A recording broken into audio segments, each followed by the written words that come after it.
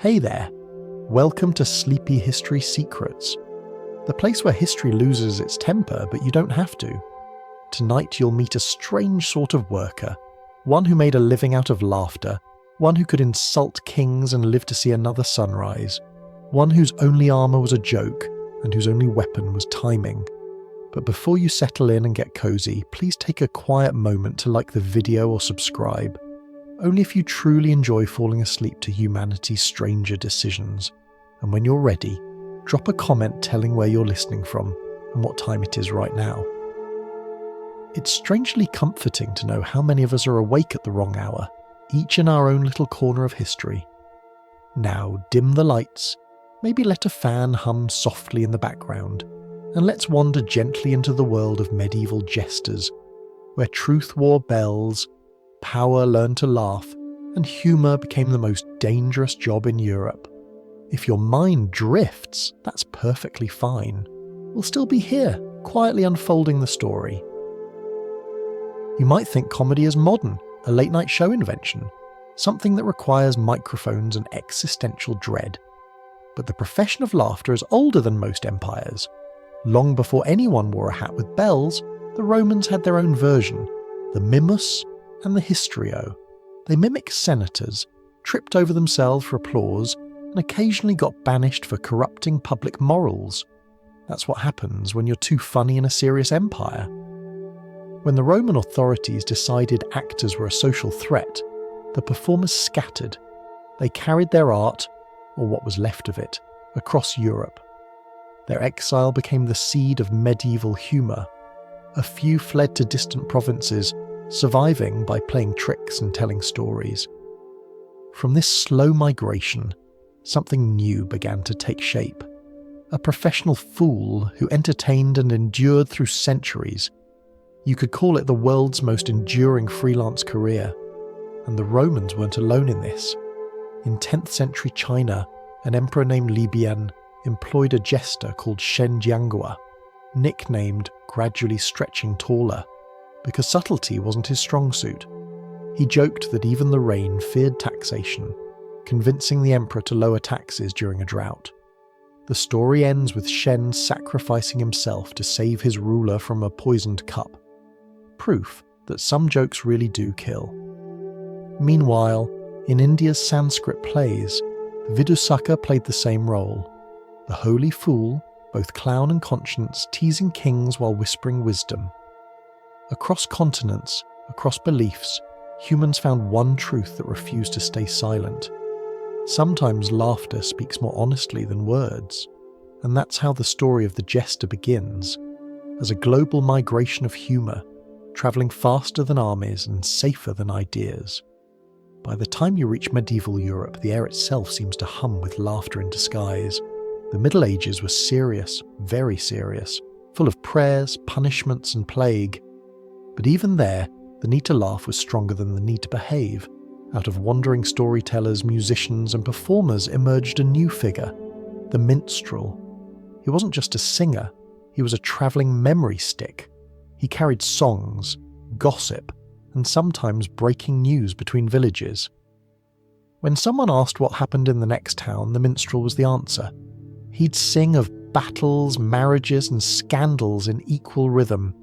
You could say he was medieval Europe's Wi-Fi. Limited coverage, but unforgettable content. These travelling minstrels had many names. In France they were called jongleurs and troubadours. In Germany, minnesingers. In Ireland, bards. In Scandinavia, skalds. All of them shared one thing. They earned their bread through sound and spectacle. Their instruments were light, their boots were dusty, and their laughter travelled faster than letters. Sometimes they stayed in one place, long enough to be noticed by someone powerful. And that's when things got interesting, because in a world ruled by silence and fear, laughter was a dangerous luxury. A noble could order a war, but not a smile. So the few who could make them laugh became more than entertainers. They became indispensable. The royal courts, with all their anxiety and ceremony, started to adopt jesters.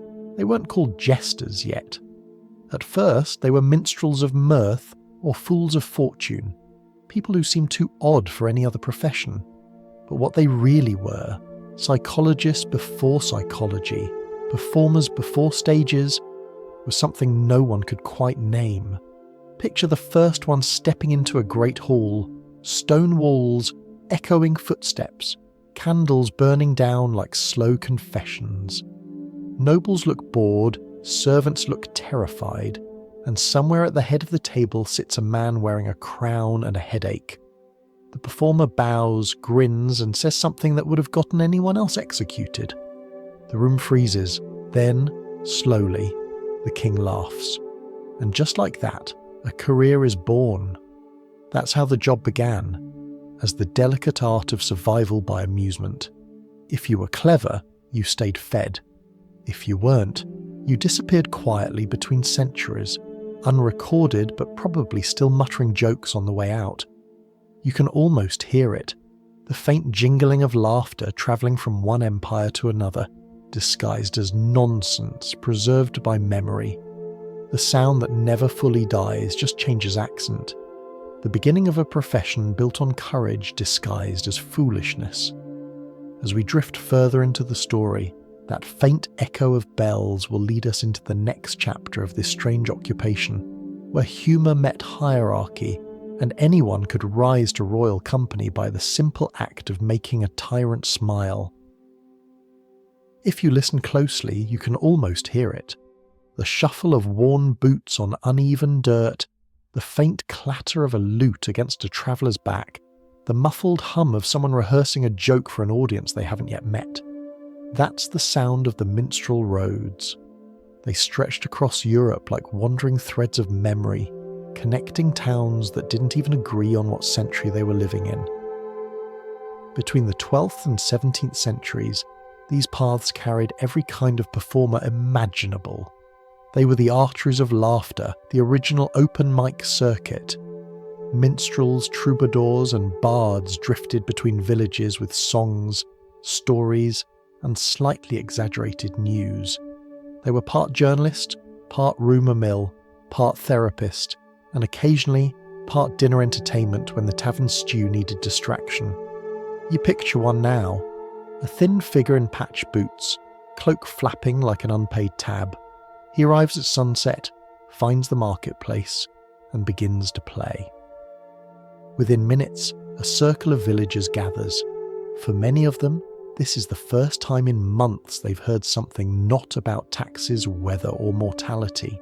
He sings of a battle 3 towns away, a wedding between people none of them will meet, and a scandal that almost certainly didn't happen. But the point isn't accuracy, it's connection. The audience laughs, gasps, and forgets for a moment how long winter is. The word minstrel means little servant, a humble title for someone who managed to hold the mood of entire communities in his calloused hands. But a minstrel wasn't always humble. Some of them became so famous that nobles fought to hire them. A good performer could travel from manor to manor like a guest star in a show called Feudalism Season 3. If you made a baron's wife cry or a king smile, you were set for the year. If you didn't, well, Europe has a lot of lonely roads. Each region gave these wanderers its own name.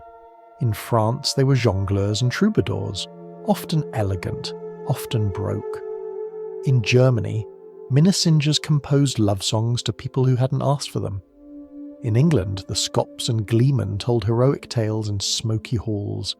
In Ireland, the bards held entire genealogies in their heads, which made them both admired and slightly terrifying.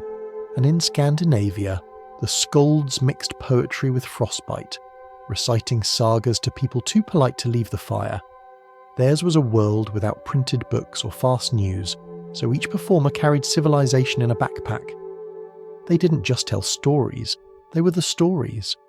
Through them, people in one valley learned that somewhere else a war had ended, a saint had died, or a queen had laughed.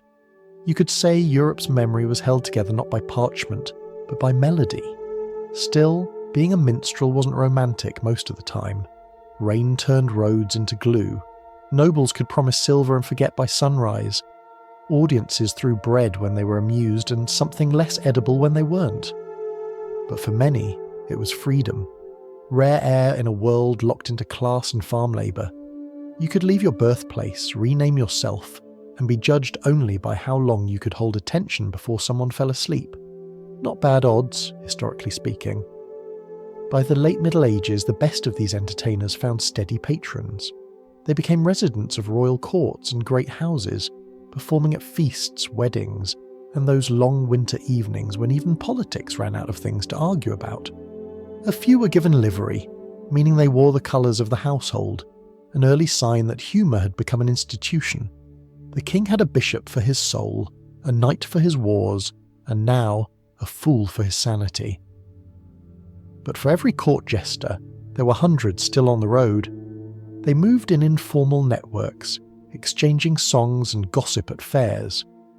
Think of it as a medieval social media platform, but with more fleas and fewer filters. Information spread through rhyme, rumour, and repetition.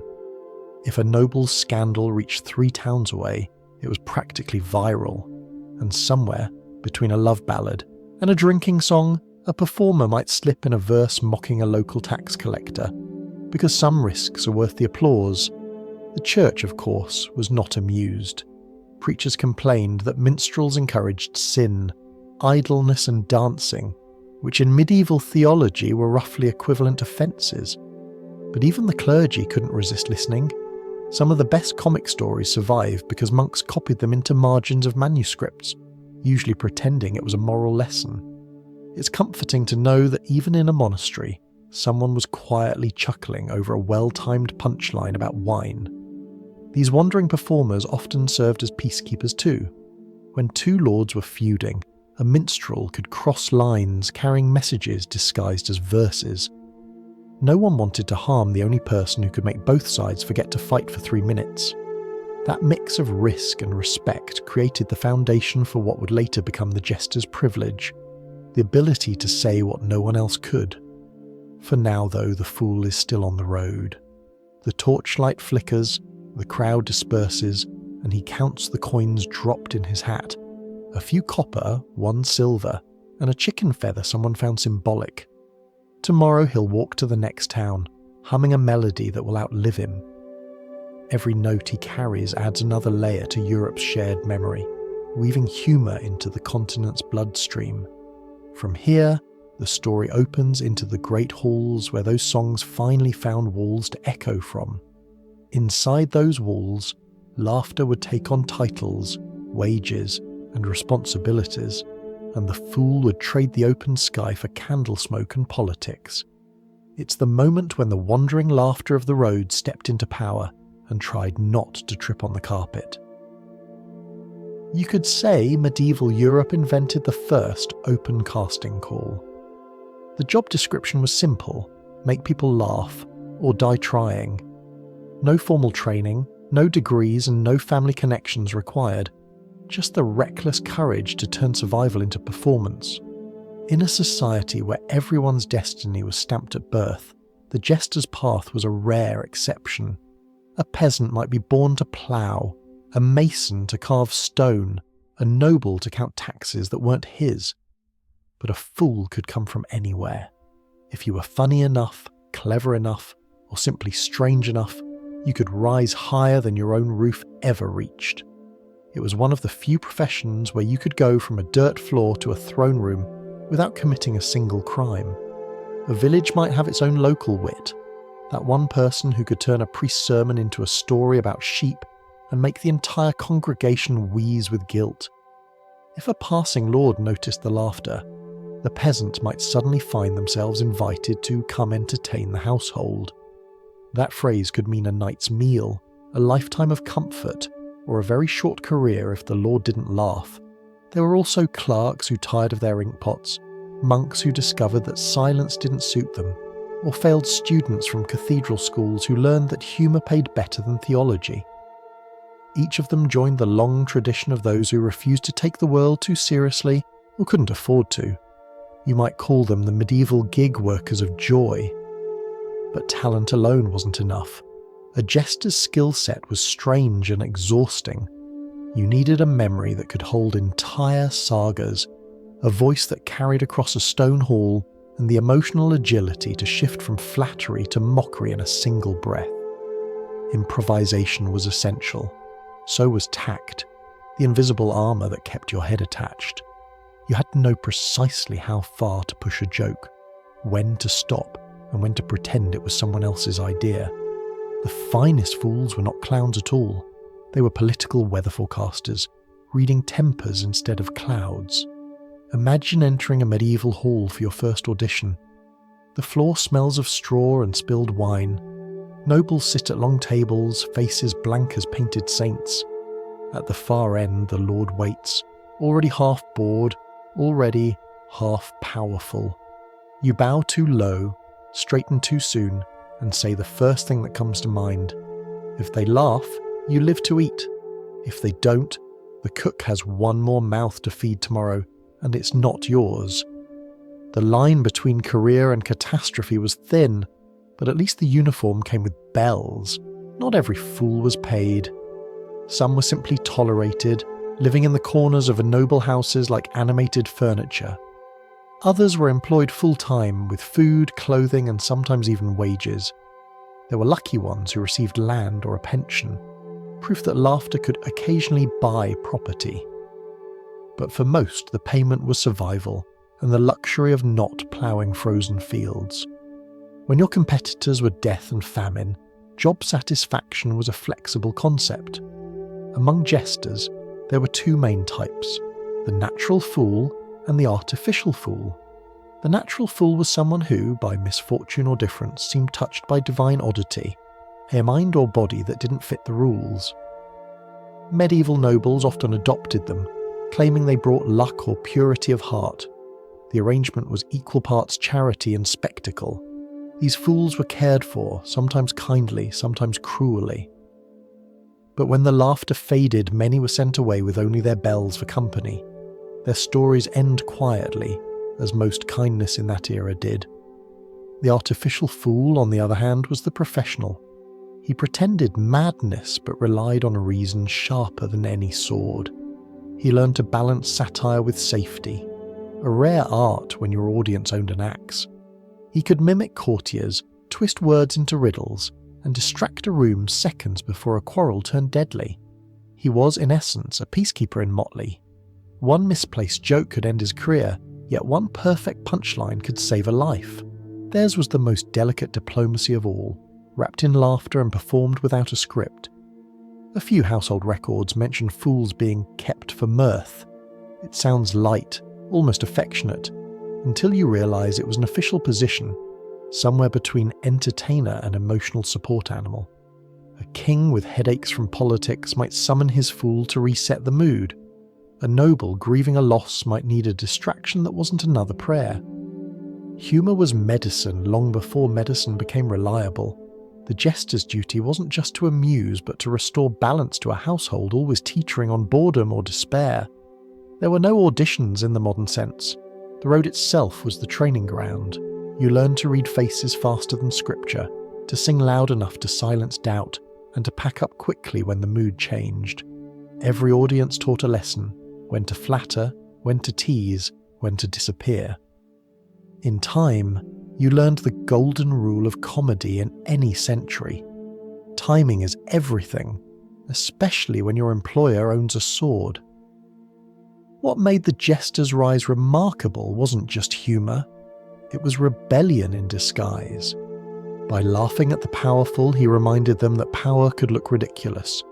In a world obsessed with rank and ritual, the fool stood outside the system, yet directly in its centre. He could mock hypocrisy, point out absurdity, and make truth palatable by coating it in nonsense. In this way, the jester became the only honest voice allowed in a dishonest world. So the next time you imagine medieval life as a grey parade of misery, remember that somewhere, in a castle or a crowded tavern, a voice was cutting through the gloom with a well-timed line. Someone was daring to be human where everyone else had to be serious. Someone, against every expectation, was laughing for a living. If we follow the thread a little further, that laughter will echo through stone corridors and gilded halls. The wandering fool will step off the muddy road and into royal company, where humour was not only entertainment, but a matter of state. If you were alive in the Middle Ages, there were only two guaranteed ways to speak freely: become a priest or pretend to be insane. The first required vows, the second required timing. And so, out of a society obsessed with order, two types of fool emerged: the natural and the artificial.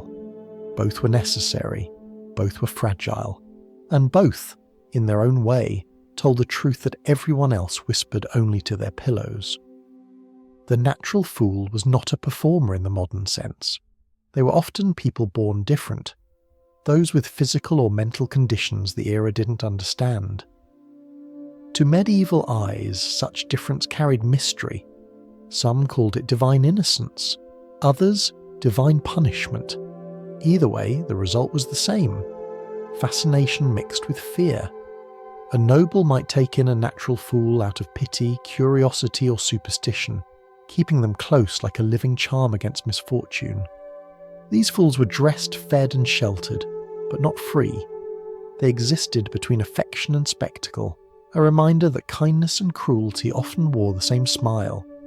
Imagine one of them, a small figure in a long gown, face lit by firelight, surrounded by laughter that doesn't always sound kind. The noble's children giggle, the servants glance away. The fool mimics the Lord's voice, earning more laughter.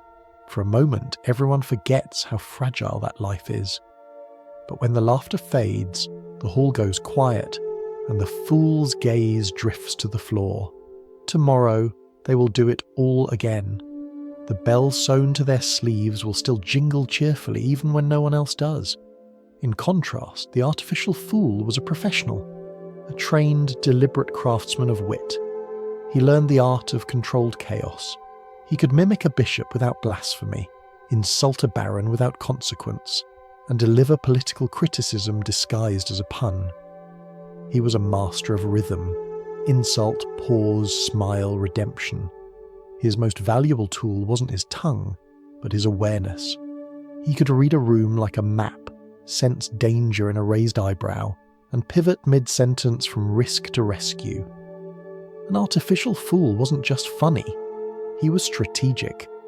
He practiced the fine art of almost offending people, enough to make them laugh, not enough to make them kill.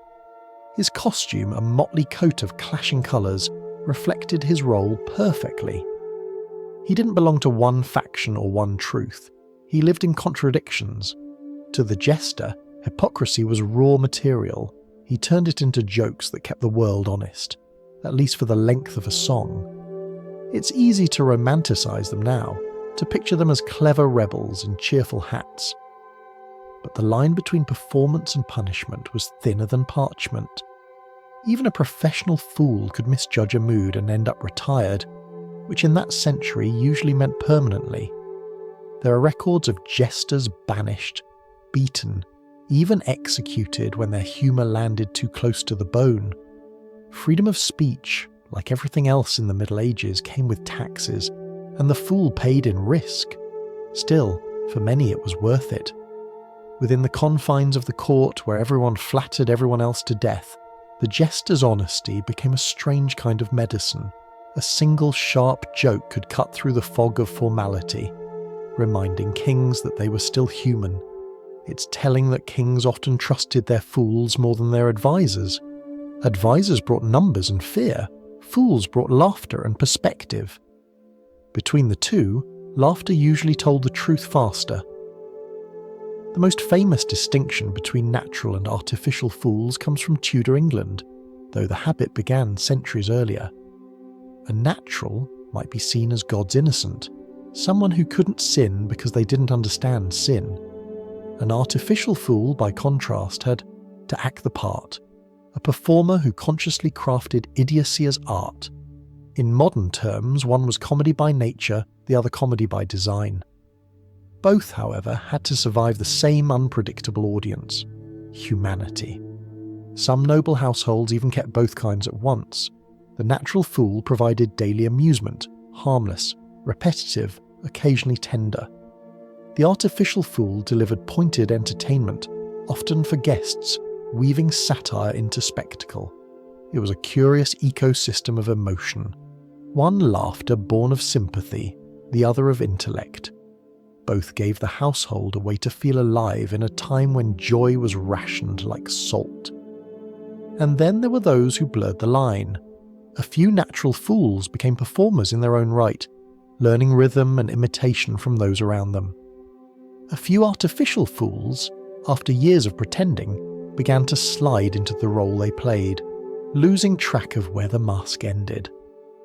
The court could turn anyone strange if they stayed too long. It was a place where truth needed disguises, and disguises sometimes became truth. You can imagine it. The grand hall after midnight, a flicker of torchlight, laughter echoing off cold stone. Somewhere between the thrones and the tapestries, a jester stands alone, bells still chiming softly as everyone else drifts to sleep. He knows the laughter he created tonight will fade by morning, and he'll have to build it again from silence. But for now, the echo's enough. In the quiet that follows, he is not a fool or a sage, just a man who has learned how to turn fear into something that sounds like joy. The difference between natural and artificial fools may seem simple on paper, born versus made, but in truth, it was a sliding scale of survival. In both cases, the laughter they produced served a single purpose: to keep the world from collapsing under its own seriousness. They were pressure valves in a society of locked doors. When laughter escaped, even kings exhaled. Our quiet exploration now turns to the grand halls where those kings sat, the places where humour learned to wear velvet and diplomacy jingled faintly at the wrist. Inside those halls, the fool's role would deepen, no longer just entertainer but confidant, counsellor, and sometimes the last voice of reason in a room full of power. If the road was a place for freedom, the court was a place for careful breathing. You can almost feel the shift, from wind and dirt to velvet and candle smoke. The air is heavy with perfume and hierarchy, and laughter, if it dares to appear, must arrive dressed in manners. This is where the jester finally finds a permanent address, inside a castle that smells of roast meat and politics. For centuries, royal courts were engines of power that never stopped humming. They produced rules, decrees, alliances, and stress. And into this finely tuned system walked a man wearing bells, grinning like someone who had no idea what was expected of him, which in a sense was his advantage. A household jester was not a servant in the ordinary way. He was more like the furniture of the monarch's mood. He ate at the royal table, wore livery sewn from fine fabric, and sometimes owned land given as a reward for loyalty or laughter. It wasn't charity, it was maintenance. Kings needed jesters the way ships need ballast, to keep from tipping too far in one direction. The court could be a suffocating place, filled with advisors who smiled too quickly and never blinked. Only the fool was allowed to roll his eyes. If you imagine the daily life of a jester in residence, it wasn't all performance.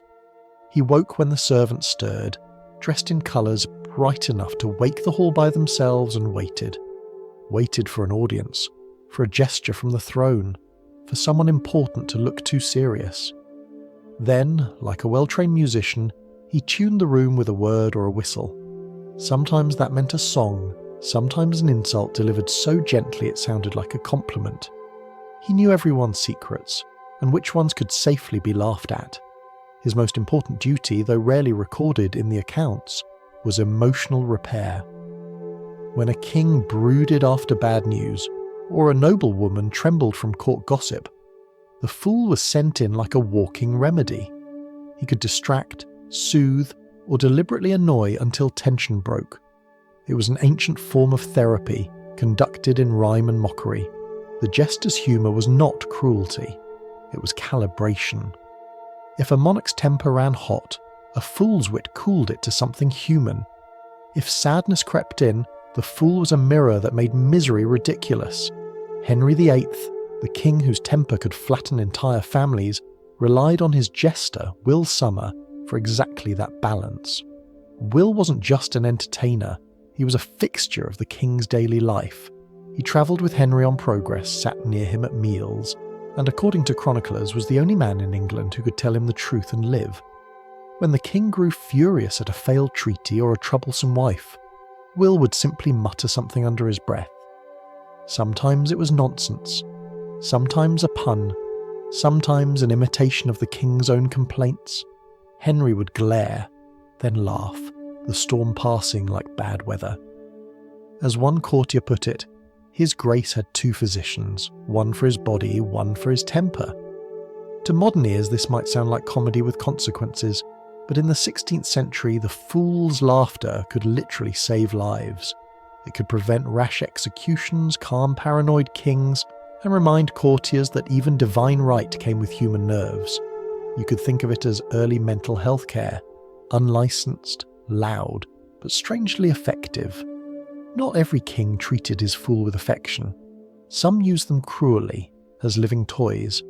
Others grew genuinely fond of them, as of loyal pets. The boundary between intimacy and mockery was never clear. Fool might dine beside his monarch one day and sleep in the stables the next. But even the most careless masters recognised one truth. Without laughter, power decayed. A court without a fool became a very dangerous place, because no one dared to break the tension. Jesters were often the only witnesses to a ruler's private self. They saw kings unarmoured, sulking, sighing, even weeping. They learned to treat those moments not as gossip but as currency. They traded empathy for trust. That's why many fools outlasted entire reigns. When kings died, new monarchs often kept the same jester, as if he carried a portion of the old ruler's memory. It was continuity through comedy. For all their access, fools remained outsiders. They had no real rank, no secure title, only proximity. That proximity could elevate or destroy them. If they said the wrong thing, they could be banished overnight. If they said the right thing at the wrong time, they could vanish entirely. Yet somehow this precarious role endured for centuries, proof that even absolute power understood the need to laugh at itself. You can picture it. The great hall lit by hundreds of candles, gold and shadows flickering across the walls, the air filled with the smell of spiced wine and roasted meat. At the head of the table, a monarch leans back in his chair, tired from a day of diplomacy. The fool steps forward, bows low, and says something outrageous in a voice both trembling and fearless.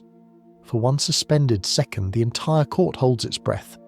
Then the king laughs, a real laugh, sharp and human, and the hall exhales. For that moment, the fool rules the kingdom. That was the strained balance of the court, power and peril separated by a smile.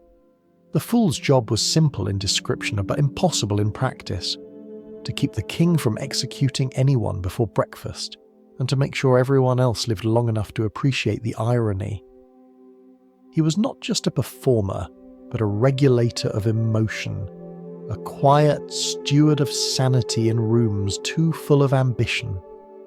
From here, the story opens into something deeper, the privilege that came with such proximity. For while most people were punished for honesty, the fool was encouraged to practice it. In laughter, truth found a disguise, and in the next step of our journey, that disguise will become the most dangerous costume of all. There is a silence that only exists in royal halls, a silence so heavy that words weigh double when spoken. Everyone chooses them carefully, polishing each phrase like silver before it reaches the throne. Courtiers bow, ambassadors flatter, and servants move like ghosts. But then, somewhere near the steps of the dais, a single voice dares to speak without trembling. It belongs to the fool. The jester's privilege was not written in any law, yet it might as well have been carved into every royal table. It was the understanding that, in exchange for entertainment, the fool could say what others could not. He could joke about the king's mistakes, the queen's temper, or the latest diplomatic disaster, as long as it was funny enough to soften the truth. The court called it license. In practice, it was both shield and noose. To be the only honest voice in a room full of power was a dangerous kind of freedom. The fool's survival depended on tone, not truth. A jest delivered too coldly became treason. One told too kindly lost its sting. He lived in the thin air between courage and calculation. In that sense, the fool wasn't outside politics. He was its unacknowledged core, turning reality into comedy so that kings could digest it without choking. The story most often told to explain this privilege belongs to France in the year 1340. King Philip VI sat waiting for news from the coast, where his fleet had faced the English under Edward III. The Battle of Slees had not gone well. The French ships destroyed, the sea littered with splinters and regret. No one wanted to tell the king. Silence stretched through the hall like a drawn bowstring. Finally the task fell to his fool, the only man whose words could be forgiven. He entered quietly, his bells muffled, his eyes fixed on the floor. When he finally spoke, his tone was casual, almost cheerful. "Those cowardly English," he muttered. Philip looked up sharply. "How so?" "Why," said the fool, "because they lacked the courage to leap into the sea like your brave sailors did." The court froze. Then, after a long, terrible pause, the king laughed, or perhaps pretended to. Either way, the fool lived, and the news had been delivered. It's a perfect example of what made jesters indispensable. They were messengers disguised as clowns, diplomats armed with puns. Through humour, they transformed unbearable truth into something palatable. A fool could criticise policy by pretending to misunderstand it, mock vanity by imitating it, or reveal corruption through a story that began, "Imagine, if you will." In a way, every jester was a playwright trapped inside a monarchy. Not every monarch handled such honesty with grace. Some used jesters as mirrors, others as scapegoats. A few, perhaps the wisest, understood the value of contradiction. Because in the long corridors of power, surrounded by flattery, truth becomes rare air, and the fool, noisy, shameless, irritating, kept the air moving. One Tudor chronicler described it perfectly: "A king's fool doth keep his soul from swelling." It was crude theology, but accurate. Ego, like bread, expands when left unchecked. The fool pricked it gently, letting the steam out before the explosion. You might think of them as medieval pressure valves for royal emotion. Their privilege extended beyond words. Fools could enter rooms no one else dared, interrupt meetings, even sit beside their monarch during meals. Imagine that, a king surrounded by nobles in rigid silence, and next to him, someone in patchwork cloth stealing grapes from his plate. It was absurd and therefore essential. It reminded everyone that even crowns rested on human heads. Sometimes the truth they spoke was not even political. It could be personal, whispered when no one else was listening. A fool might say to his master, "You're tired," or "You're wrong," and the king would not strike him because it came wrapped in affection. The bells gave permission. They turned honesty into a kind of music. But not all songs ended happily. There were fools who pushed too far, who forgot that laughter protects only when shared. One chronicler wrote of a jester who mocked his lord's mistress once too often. The next morning, his costume was found neatly folded on the steps of the chapel, without its owner. No one asked questions. The echo of laughter faded quickly in stone corridors. The privilege that granted survival one night could vanish by dawn. Still, for those who mastered it, the reward was influence far beyond their station. A single sentence from a fool could shape a decision, delay a war, or soften a verdict. Even when ignored, his words lingered, because everyone knew they were true. And truth, once laughed at, becomes impossible to forget.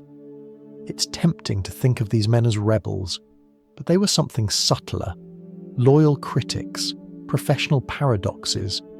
Their art was built on empathy disguised as insolence. They reminded rulers of the world outside the throne room. The peasants, the hunger, the weather, the simple absurdities that no decree could fix. They were not enemies of power. They were its conscience in disguise. If you listen to the rhythm of their words, you can hear the careful dance of danger and grace. Each sentence carried two meanings, one for the crowd, one for the king. The laughter of the court was public applause. The quiet smile of the monarch was private relief. In that moment, the fool's role was complete. He had balanced truth on the tip of a jest and survived another day. There's something oddly modern about it. The idea that humour can speak what prose cannot. Even now, centuries later, satire serves the same purpose: to say, gently, what must be said before silence grows too heavy. Perhaps that's why the figure of the fool still feels familiar. Because deep down, every age needs someone allowed to tell the truth without being believed too quickly. As we drift further into the story, the sound of those cautious laughs will fade into a different kind of noise, the clinking of cups, the thud of boots, and the music of celebration. For the fool's art was not limited to words. It was movement, melody, and mischief, a craft of 100 skills, each one a way to survive another day in a world that only tolerated laughter when it served a purpose. By the time the fool had earned a seat at the royal table, he could no longer rely on luck. Laughter was now a profession, not a miracle, and like any profession that involved pleasing people with swords, it demanded an impressive resume. You couldn't just be funny, you had to be a complete entertainment system, portable and indestructible. A jester's body was his theatre. Every gesture, every twitch of the eye, every sigh had meaning.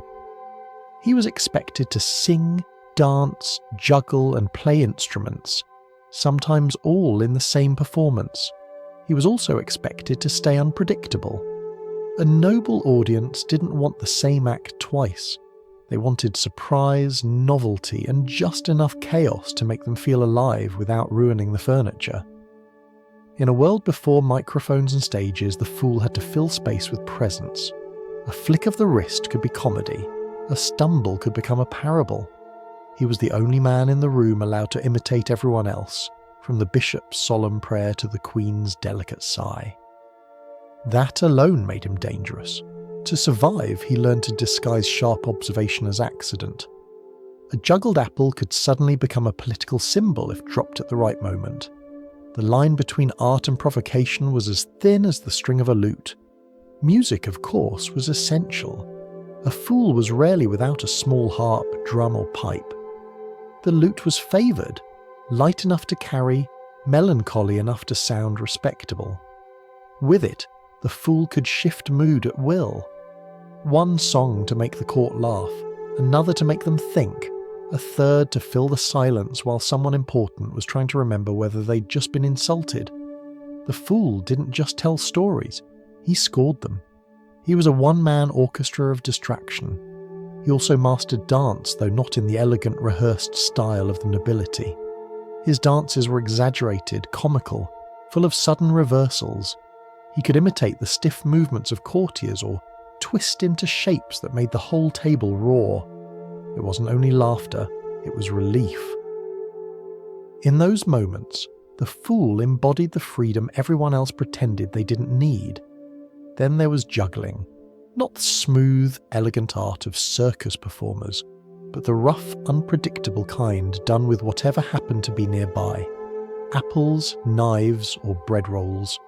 The message was simple: control through chaos. If he could keep 3 objects in the air while making the king laugh, perhaps the kingdom itself might also stay afloat a little longer. Some jesters added acrobatics, turning the great hall into a private carnival.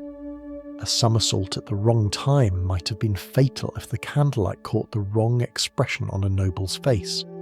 But when it worked, the result was electric, the kind of laughter that makes a room breathe again. One chronicler described a performance where a fool pretended to fall into the king's lap while reciting verses about humility. The king, trapped between amusement and protocol, laughed so hard his crown slipped sideways. For a brief moment, both fool and monarch were simply human. The finest fools didn't rely on slapstick alone. They told stories, Long, winding tales full of moral lessons disguised as nonsense. Some acted out mock sermons, parodying the solemnity of priests. In one rare surviving script, found in what scholars now call the Hiji manuscript, a performer delivers a sermon praising the virtues of drinking ale. It begins solemnly enough.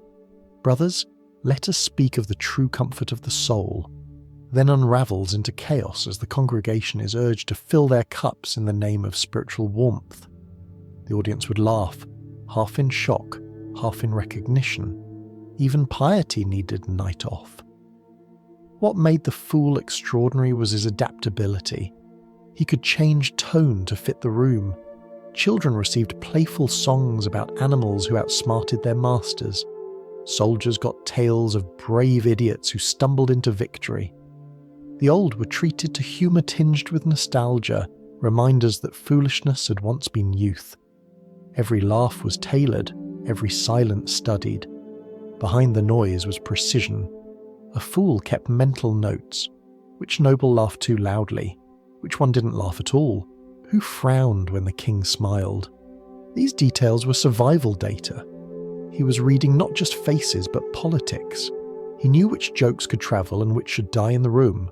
He also knew when to stop. The worst sin for any performer, even one protected by bells, was to overstay the moment. Many jesters trained apprentices, often children of servants who showed wit early. They learned timing, mimicry, and the delicate balance of humour and humility. One lesson was repeated constantly. The fool may laugh at everyone, but never first at himself. It meant that humour was power, and power, like wine, had to be poured carefully. If you think about it, the fool's toolkit wasn't just a set of skills, it was a philosophy. Singing taught him rhythm, dancing taught him timing, juggling taught him balance, storytelling taught him empathy.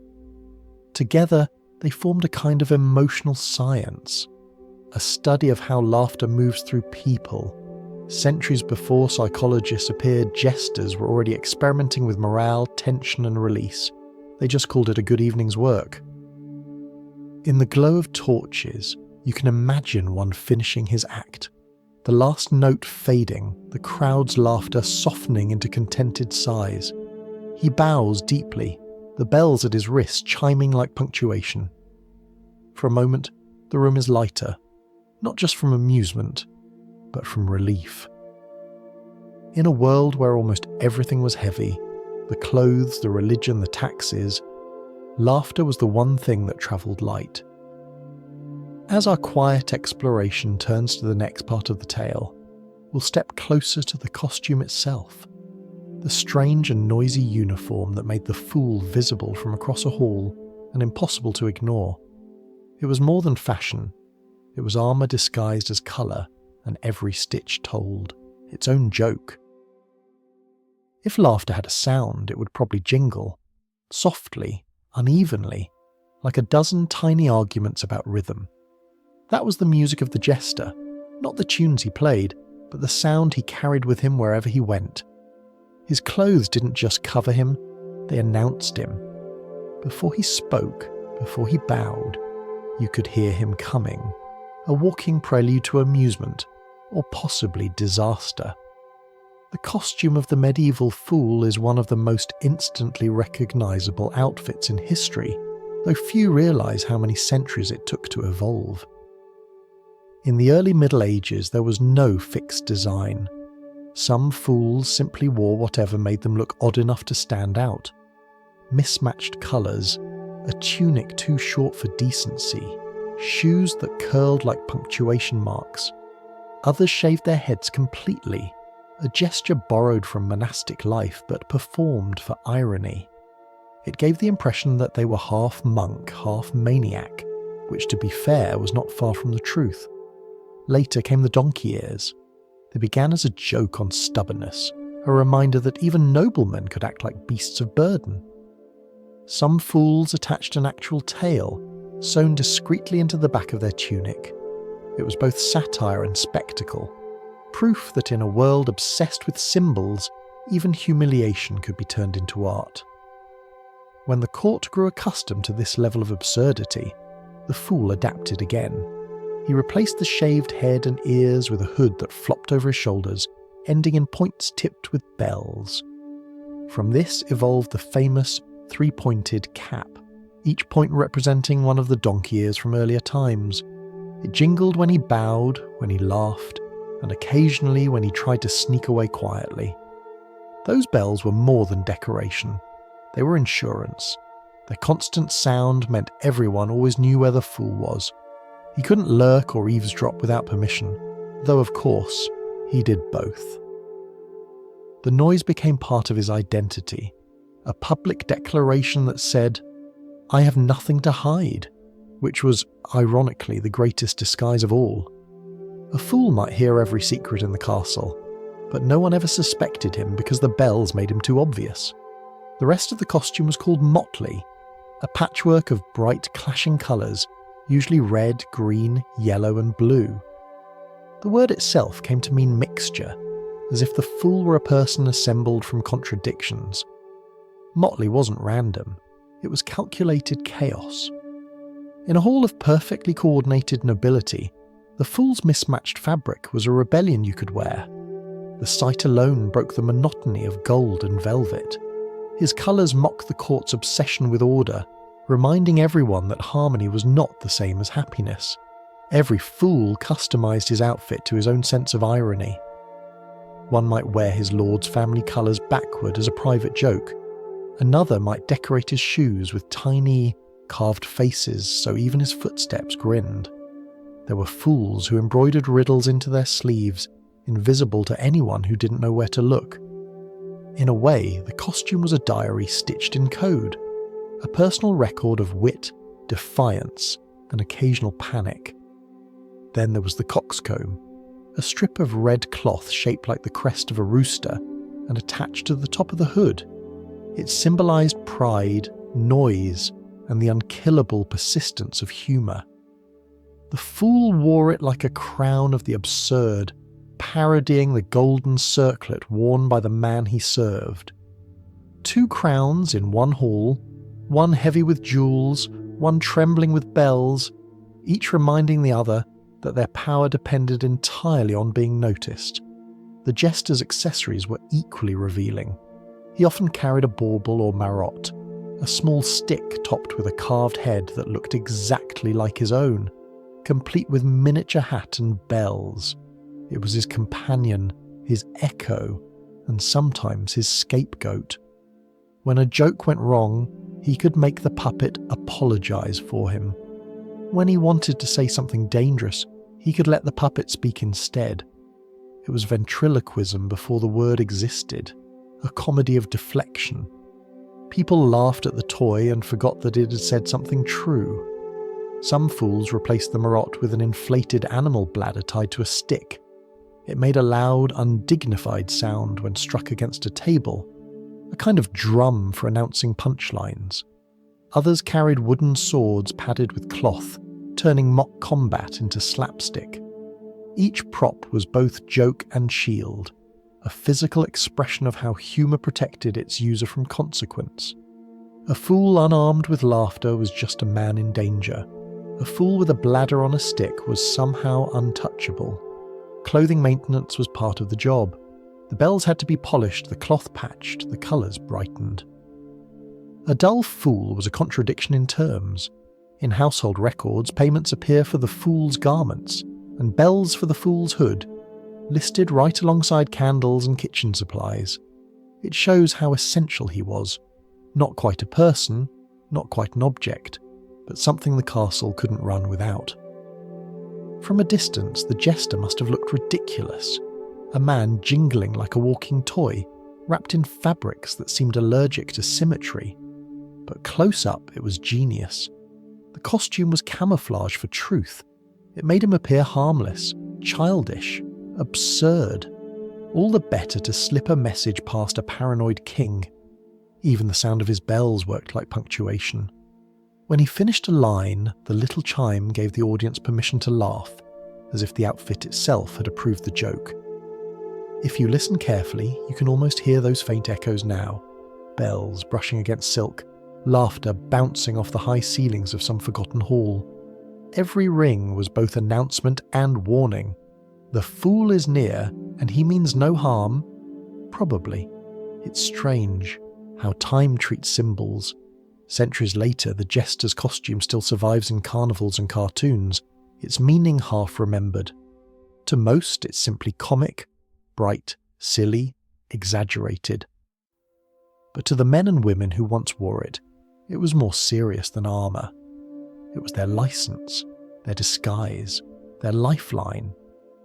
Beneath all that colour was a quiet defiance, the courage to look foolish in a world terrified of sincerity. If we follow the thread a little further, the costume fades and the props take centre stage. Those odd instruments of mockery and noise that turned a man into a living symbol of contradiction. Each was a tiny rebellion carved in wood or stitched in cloth, a reminder that even power could be funny if you dared to hold a mirror to it. A jester's costume was never complete without his tools. They were not weapons exactly, though sometimes they saved his life, and not props, though they were part of the show. They were something in between, objects that turned performance into power. Each had a story, a purpose, and a soft ring of irony stitched into its shape. The most famous of these was the bauble, sometimes called the mahot. At first glance it looked like a child's toy, a short stick topped with a small carved head that wore the same cap and bells as its owner. It was in every sense the fool's miniature twin. When the jester waved it, the head nodded as if in agreement. When he tilted it, the tiny face smiled or frowned, echoing his own expressions. To the untrained eye it was simply comic, but the bauble had a deeper use. It allowed the fool to say things too dangerous for his own mouth. If a joke risked offence, the fool would turn to his puppet and let it speak instead. The voice changed, higher, faster, deliberately absurd, and the insult arrived wearing innocence. The room laughed, the tension softened, and the fool's real meaning slipped through unpunished. It was early ventriloquism, but also early diplomacy. Even kings found it hard to stay angry at a carved head the size of an apple. The bauble was more than entertainment, it was a form of plausible deniability. If a monarch frowned, the fool could bow quickly and say, "It wasn't I, your grace, but he." The puppet would wobble, the court would laugh, and the danger would pass. It was the first recorded example of someone blaming their puppet for their opinions, a technique that has never quite gone out of fashion. Not all baubles were carved. Some were sewn from cloth, stuffed with straw or wool, painted crudely, and dressed in scraps of motley. Others were sculpted from wood with exquisite detail, the work of artisans who understood that comedy deserved craftsmanship. Many were hollow, rattling softly when shaken, their little bells echoing the larger ones on the jester's costume. They were tiny mirrors, both of the man who carried them and of the world that required them to exist. Alongside the bauble, the fool carried an inflated bladder, often a pig's, dried and sealed like a balloon, tied to a stick. It was absurd and loud, a medieval version of the comedy drumbeat. When slapped against a table, it made a sharp thud, followed by the inevitable giggle that accompanies any strange noise. Children loved it. Adults pretended not to. It was a tool for timing, a way to punctuate a line, emphasize a pause, or distract an audience before the next insult landed. The fool could also swing it gently at someone's shoulder as a mock reprimand, transforming physical aggression into comedy.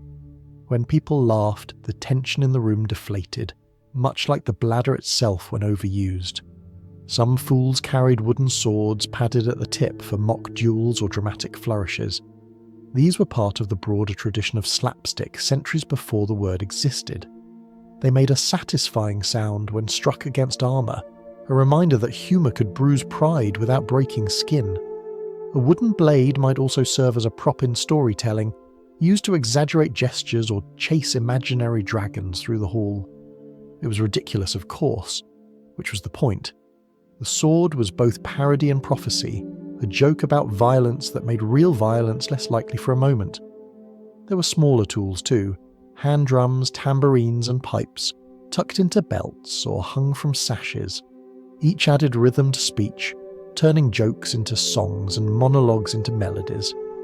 Sometimes the fool carried dice or cards, using them for sleight of hand tricks or to satirize the idea of fate itself.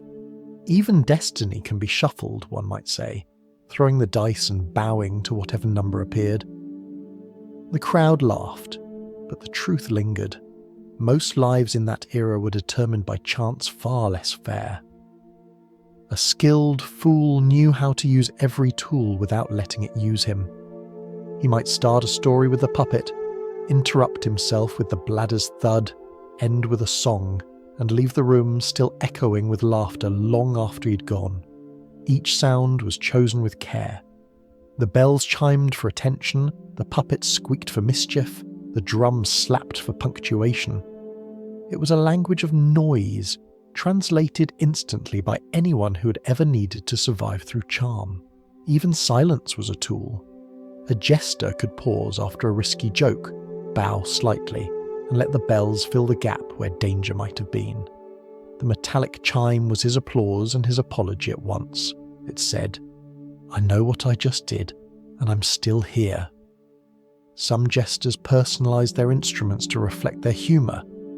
One English fool named Tom carried a bladder painted with a smiling moon, claiming it was the king's second face. Another had his marotte carved with two heads, one smiling, one frowning, which he used to argue with himself in front of the court.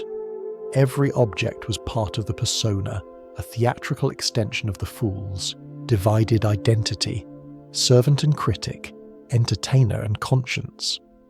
Beyond performance, these tools had symbolic weight. The bauble, for instance, represented the fool's right to mock authority safely, truth wrapped in absurdity. The bladder was the sound of laughter itself, empty, inflated, fleeting. And the bells, ever constant, reminded everyone that folly could never be silenced for long. Together they formed a portable philosophy, an unspoken thesis on how humour works. It distracts, disarms, and endures. You can imagine the sound of it all blending in a royal hall. The low strum of a lute, a sudden clap of the bladder, a chorus of laughter, the faint jingling that followed the fool wherever he went. The performance wasn't just something the audience watched. It was something they felt ripple through the air, breaking tension like wind through a curtain. When the show ended, the fool would hang his marotte on a nail near his bed. The little head stared back at him, smiling eternally. It was a strange comfort, a reminder that even on nights when the jokes failed, something in the world would keep grinning for him. Perhaps that was the real magic of the fool's tools. They outlasted emotion. They were laughter made solid, waiting patiently to be used again. From here, the story widens beyond the safety of walls, because sometimes the fool was not merely an observer of politics, but a participant in its messiest moments. He could be sent into danger carrying messages between armies, a man whose only weapon was wit, whose only shield was the hope that nobody shoots the messenger who makes them laugh. It sounds like the beginning of a bad joke. A jester walks onto a battlefield. But in the Middle Ages, that was not a joke. That was an assignment. The fool's service to his master didn't stop when the feasts ended. If a king or noble went to war, the fool often went too. Sometimes he went by choice, sometimes by command, and sometimes because the king simply couldn't imagine leaving without him. After all, even in war, someone had to keep the mood from collapsing entirely. On the march, a fool's presence was a strange comfort. He made the soldiers laugh when they were hungry, mocked the enemy to give courage, and turned fear into noise. A man who could laugh before battle was less likely to freeze when the arrows flew. You could say that jesters fought with morale instead of swords. They were early practitioners of psychological warfare, though they'd never have called it that. To them, it was just another day's work. The same performance, different scenery. Picture the scene, the campfire burning low, armour clinking in the dark, and the fool sitting on an overturned barrel, telling a story about a farmer who tried to fight death and lost his pitchfork. The soldiers listen, half asleep, half praying that the next dawn will still have room for them in it. The fool's jokes aren't great, but they're something solid to hold on to in the cold. In a world built on obedience, laughter was the one act of rebellion allowed. The fool also carried messages. He was the original envoy, the one person who could cross enemy lines without immediately being cut down. No one expected wisdom from a man with bells, which made him perfect for diplomacy. He could approach hostile camps waving his marotte, claim to bring a jest, and deliver a letter instead. The idea was that no one would harm a fool, a rule honoured like most rules of war until it wasn't. Medieval chroniclers even mention that jesters were sometimes used to announce surrender terms or propose negotiations. The theory was simple: humour disarms anger. A man laughing is less likely to draw his sword. But sometimes the joke didn't land. When a fool delivered bad news, a demand for tribute, a call for retreat, his audience occasionally decided that killing the messenger might make them feel better. And so the phrase, "don't shoot the messenger," took on an uncomfortable level of realism. Some stories claim that when a jester's message was rejected, the opposing commander would have him tied to a catapult and launched back to his own side. It's not certain whether this ever happened literally, but it's exactly the kind of thing the Middle Ages would have thought of as practical. If nothing else, it was symbolic, sending humour back where it belonged. You can almost imagine it, the absurd silhouette arcing through the sky, bells ringing faintly in the wind, history's first airmail with no return address. The truth is, war had always borrowed from theatre. Every battle was a kind of performance: banners, trumpets, speeches, and rehearsed bravery. A jester simply understood the stage better than most. He knew when tension needed release, when silence was too heavy, when even death could be mocked without disrespect. In those moments, laughter wasn't denial, it was survival.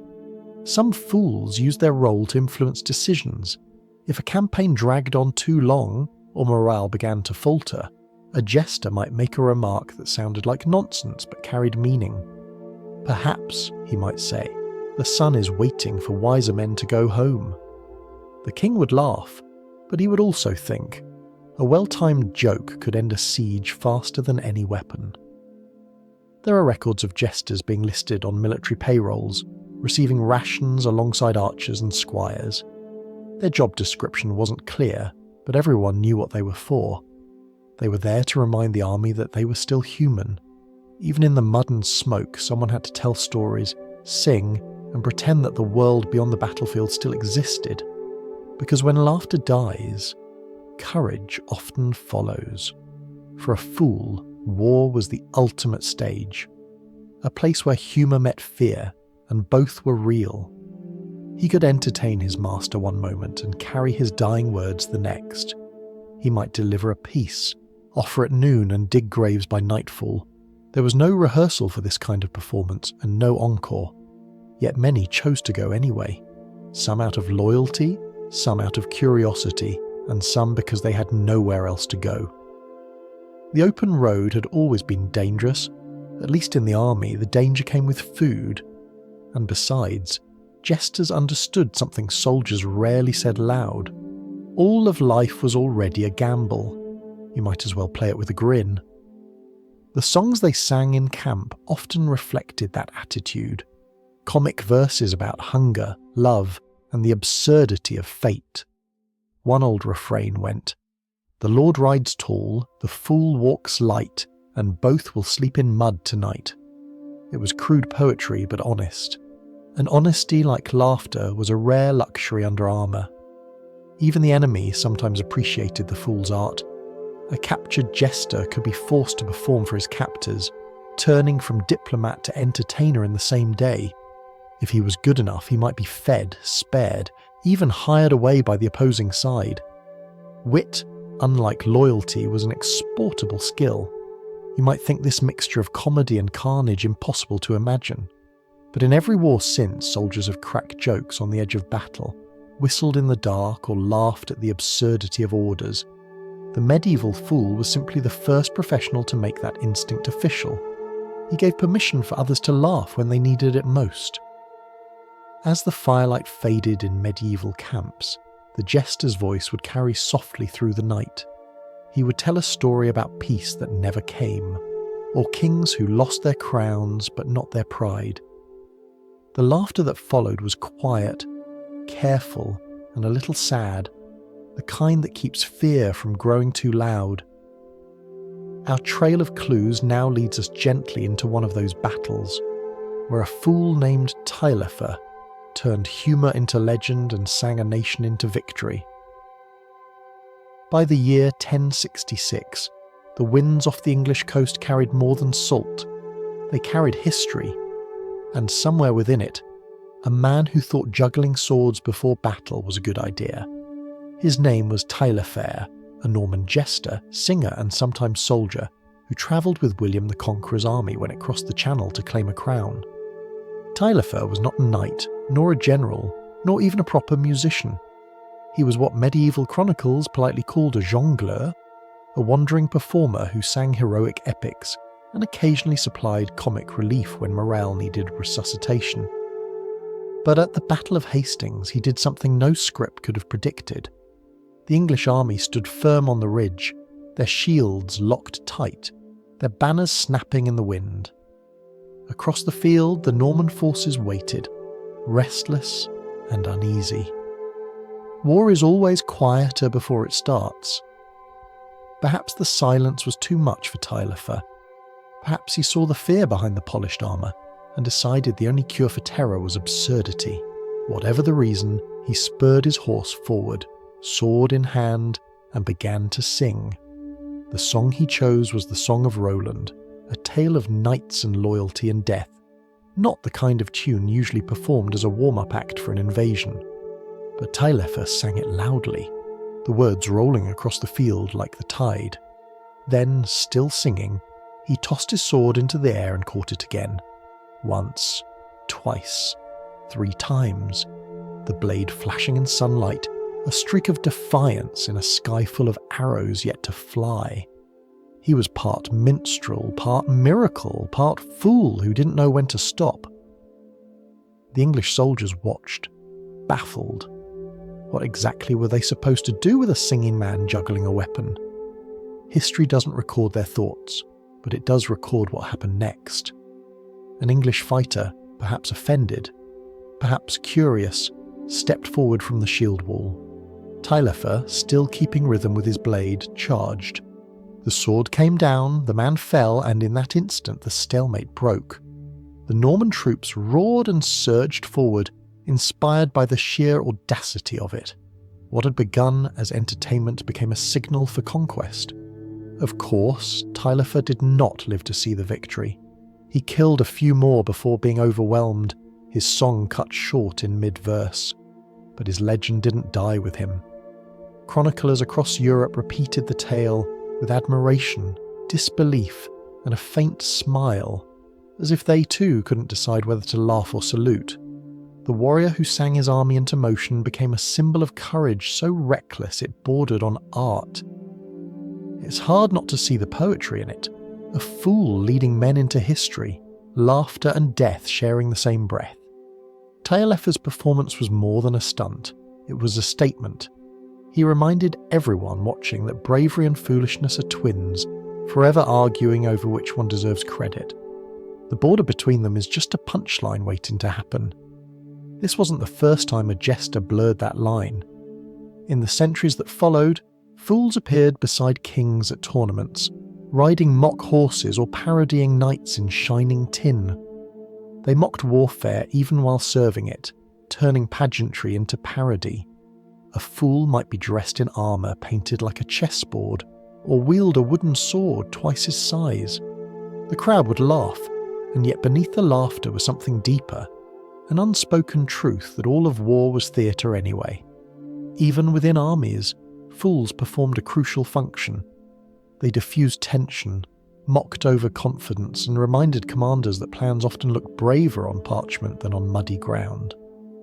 A sharp joke could make a proud noble hesitate just long enough to avoid a mistake. Humour, oddly enough, was tactical. Laughter could calm panic faster than prayer. For the soldiers who survived, stories like Taillefer's became talismans. They were retold beside campfires for decades, the jester who sang to death, the clown who led a charge. In their retelling, he became larger than life, a figure halfway between saint and showman. Some versions claimed he was blessed by God, others that he was possessed by madness. But perhaps it was both. Madness and faith share a habit of ignoring odds. You can imagine the sound of that battlefield before the first clash, the rustle of banners, the creak of leather, the lonely voice of a fool singing about heroes as if he were one. The melody would have hung in the air, trembling between terror and courage, before dissolving into chaos. Long after the sword stopped ringing, people remembered the song. They remembered that even on a day filled with death, someone had found a way to laugh, or at least to sing, in its face. It says something about humanity that our earliest heroes of comedy often met tragic ends. The fool's job was always to stand close to danger, to poke at it, tease it, and occasionally be swallowed by it. That was the price of making courage look easy. Taillefer's death was the most dramatic version of a pattern that played out again and again. The entertainer who becomes part of the story he's telling. You can still see echoes of him in every soldier who jokes before battle, every performer who hides fear behind a grin, every storyteller who keeps talking because silence would be worse. Taillefer may have juggled swords, but the real trick was holding the world's attention long enough to make them forget they were afraid. It's worth remembering that William the Conqueror, who owed part of his legend to that day, rewarded courage with land and title. But there's no record of any monument for his jester. The fool's legacy is different. It survives not in stone, but in repetition. Each time someone retells his story, the song rises again over a field that never quite forgets. From here, the path carries us away from the battlefield and back toward the quieter halls of history, where fools became famous not for dying bravely, but for living cleverly. Some of them earned estates through laughter, others redemption through grace. The next tales belong to those whose wit turned into legend long after the bells stopped ringing. If history teaches anything, it's that talent comes in all forms, some celebrated, some less, fragrant. Few proved this better than a man named Roland the Farter. His fame, though peculiar, was real enough to earn him land, money, and a permanent entry in the royal records of England. In an age of knights and saints, Roland became a legend for performing a single, unforgettable act: a jump, a whistle, and a fart. That was his entire routine. One leap into the air, one musical note from the lips, and one equally musical note from somewhere less expected. The effect, apparently, was transcendent. So transcendent that King Henry II rewarded him with a manor in Suffolk, 30 acres of fertile land in exchange for one perfectly timed explosion of joy. In the annals of royal entertainment, it remains one of the strangest business transactions ever recorded. Roland's performance took place during the 12th century, a time when Christmas festivities at court were equal parts celebration and competition. Nobles offered gifts, poets recited verses, and fools competed to surprise the king. Some told elaborate stories or performed daring tricks. Roland, perhaps realizing that subtlety was already taken, decided to go in another direction entirely, and it worked. The crowd roared, the king laughed, and the kingdom briefly forgot that it was supposed to be dignified. You might wonder why such a performance would earn royal favour instead of eternal embarrassment. The answer lies in what laughter meant at the time. In medieval courts, humour wasn't just for amusement, it was social maintenance. It softened tension, bridged hierarchy, and reminded everyone that even kings had bodies that betrayed them. Roland's joke, crude as it was, did something rare. It united the entire hall in a single involuntary reaction. For one moment, there were no ranks, no titles, no politics, only laughter echoing under the rafters. That kind of magic was worth more than gold. Still, the absurdity lingers. Imagine explaining your profession. I'm a court entertainer, my act. Aerodynamic flatulence. It sounds like the kind of job invented by rumour, but historical records confirm it. A charter from the reign of Henry II lists Roland's reward for his service each year at Christmas, consisting of 1 jump, 1 whistle and 1 fart. It was written down by a royal scribe who one hopes kept a straight face. Roland wasn't unique in his eccentricity. The Middle Ages adored physical humour, mock duels, pratfalls, exaggerated gestures. The line between the sacred and the ridiculous was thinner than we imagine. Monks wrote plays in which devils slipped on banana peels of sin. Priests laughed at sermons that went too long. The body itself was a source of comedy because it was unpredictable, just like life. To laugh at it was to accept it. Roland's legacy is strange but telling. He shows how deeply humour could infiltrate even the most rigid systems of power. The same society that executed men for blasphemy rewarded another for bodily comedy. It proves that laughter was not rebellion, it was diplomacy. The fool's art worked because it reminded rulers of their humanity. You can't stay furious at a world that insists on being absurd. But there's also a quieter side to Roland's story. Behind the jest is a man who learned exactly what his audience wanted and delivered it without shame. That too is intelligence, a kind of economic genius. He understood the value of amusement and traded it for stability. Where others fought for land with swords, Roland did it with timing. He might have been the first man in history to monetize comic relief. In a broader sense, Roland represents the marketplace of laughter that kept medieval courts alive. Every joke was currency. A witty remark could earn favour. A misstep could cost you your home. The fool was both merchant and product, selling joy in bulk to people who desperately needed it. The king's laughter was the only coin that mattered, and the sound of it could pay for another year of safety. When you imagine Roland performing, don't picture a man reduced to humiliation. Picture someone in complete control of his craft, aware of every breath, every pause, every beat of anticipation before the inevitable finale. The room waits, breath held. He jumps, a whistle, a sound that no one expected, and then the entire court dissolves into helpless laughter, even those pretending not to. It's theatre at its simplest and purest, chaos turned into harmony by timing alone. It's tempting to dismiss him as a novelty, but humour's value has always been underestimated. If kings could be swayed by laughter, then jesters were more powerful than they seemed. Roland's manner wasn't payment for vulgarity, it was payment for a rare skill, the ability to turn tension into joy. In his own earthy way, he was an alchemist, transforming air into wealth.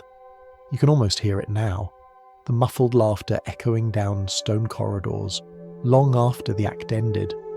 It's easy to imagine the courtiers retelling it later, each exaggerating the performance a little more until the joke became folklore. The legend outlasted the man, which is how history works. We remember what made us laugh more than what made us behave. Behind the humour is an undeniable truth, that laughter levels everything. A peasant might never speak to a king, but they could both laugh at the same absurd sound. In that instant, equality existed, if only for a heartbeat. Perhaps that's why the fool mattered so much. He could create a world that ignored rules, even if it vanished as soon as the laughter stopped. Our path now carries us toward a different kind of fool, one who used the same talent for amusement, but found, through it, redemption. If Roland the Farter turned laughter into property, the next fool would turn it into compassion. His name was Rahere, and his jokes somehow built a hospital. Every profession, no matter how foolish, eventually produces a saint. In the long history of jesters and minstrels, that saintly figure was Rahere, a man who began his life making nobles laugh and ended it by founding one of the oldest hospitals in London. If Roland the Farter turned air into money, Rahere turned laughter into mercy. He lived in the early 12th century, a time when England's streets smelled of mud and incense in equal measure, when religion and entertainment still shared a border fence that both sides ignored when convenient. Rahere was a minstrel in the court of Henry I. He sang songs, told jokes, and, according to chroniclers, was famous for his ability to make even the most humorless bishop smile. But behind the noise, he was ambitious, a man climbing the strange ladder of court favour one clever story at a time. The records say he was charming, witty, and popular among the nobles, which in that century was as risky as being disliked. Court life was an expensive performance, and entertainers walked its edge. Rahere thrived there until one day, quite suddenly, he didn't. No one knows the exact reason. Some say he fell ill. Others whisper that he lost favour after one joke too many. Whatever the cause, Rahere left the court and joined a pilgrimage to Rome, not as a celebrated entertainer, but as a man looking for purpose. The journey would have been long and unpleasant. The roads were crowded with traders, thieves, and other pilgrims trying to find salvation through blisters. Rahere carried no riches, only his stories. He sang for food, joked for lodging, and perhaps prayed for forgiveness between verses. Somewhere along the way he fell gravely sick. He was alone, far from home, and according to legend, close to death. And that's when he had a vision. In the vision, a man appeared. Saint Bartholomew, one of the apostles, holding a knife, the symbol of his martyrdom. The saint told Rahere that his life was not meant to end on a roadside. He must go back to London and build a place for the poor and the sick, a refuge for all who had nowhere else to go. When Rahere recovered, he did exactly that. Back in England, he petitioned the king for land, not for himself, but for the foundation of a hospital. It was an odd request coming from a jester, but Henry granted it, perhaps out of amusement, perhaps out of guilt. On that land, Rahere established the Hospital of St. Bartholomew in Smithfield, around the year 1123.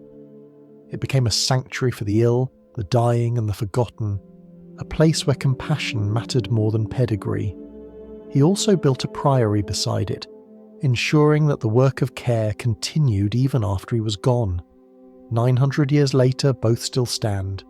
It's easy to romanticize this story, the fool turned holy man, the laughter turned prayer. But what makes it powerful is not the miracle, it's the transformation. Rahere didn't stop being a performer when he founded the hospital. He simply changed audiences. Instead of entertaining kings, he comforted beggars. Instead of making nobles forget their troubles, he helped strangers survive theirs. The stage remained. Only the lighting changed. His wit never disappeared either. The few surviving accounts describe him as cheerful, persuasive, and occasionally mischievous, traits that made fundraising much easier. Imagine him approaching merchants for donations, turning guilt into generosity with a well-placed joke. Humour, after all, opens purses faster than sermons. And in a city that often turned its back on suffering, Rahere's laughter became a kind of protest, a declaration that kindness did not need solemnity to be sacred. You can picture him walking through the wards at night, the smell of herbs and candle wax in the air, patients coughing softly in the shadows. He pauses by a bed, makes a small joke, and someone smiles despite the pain. That's not irreverence, that's medicine. The same skill that once calmed kings now comforted the dying. It's what makes Rahere's story so enduring. He understood that laughter and healing come from the same impulse, empathy. Even his hospital's design reflected that spirit. Unlike many medieval institutions which separated the poor by status or sickness, St. Bartholomew's took everyone. The fool who had once performed for an audience of nobles built a place where no one needed permission to enter. You could say he replaced royal favour with human equality, one bed at a time. Rahere's transformation didn't make him less of a fool, it made him the best kind of one. The kind who knows that joy, shared properly, is a form of resistance. In a world obsessed with sin, he chose laughter as his act of faith. His legacy suggests that holiness can begin with humour, that compassion doesn't need to whisper, it can jingle a little too. Centuries later, when Londoners walk through the old gates of St Bartholomew's Hospital, they still pass the stone effigy of its founder, a man in simple robes, holding the miniature model of the building he imagined into being. There are no bells carved on his sleeves, no motley colours, no puppet grinning at his side. But if you look closely, there's a hint of amusement in the stone smile, as though he's still in on a private joke, one that time hasn't managed to explain. And perhaps that's how history remembers him best, as proof that foolishness and grace are not opposites but neighbours. The same voice that once mocked hypocrisy ended up healing it. The same laughter that once amused kings became the echo that built shelter for the sick. In a way, Rahere completed the fool's circle. He showed that the purpose of humour isn't only to entertain, it's to humanise. When laughter is used to ease pain, it stops being comedy and becomes compassion. And maybe that's why his story still feels warm after so many centuries. Because beneath all the noise of history, the fool's truest performance is kindness performed quietly. As we follow the thread a little further, we'll meet another fool whose stage wasn't a hospital or a battlefield, but the vast theatre of everyday life. He didn't build walls or sing armies to victory.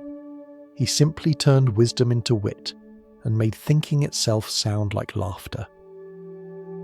Every generation thinks it invented irony, but long before sarcasm had a dictionary definition, the world already knew men who spoke truth through absurdity.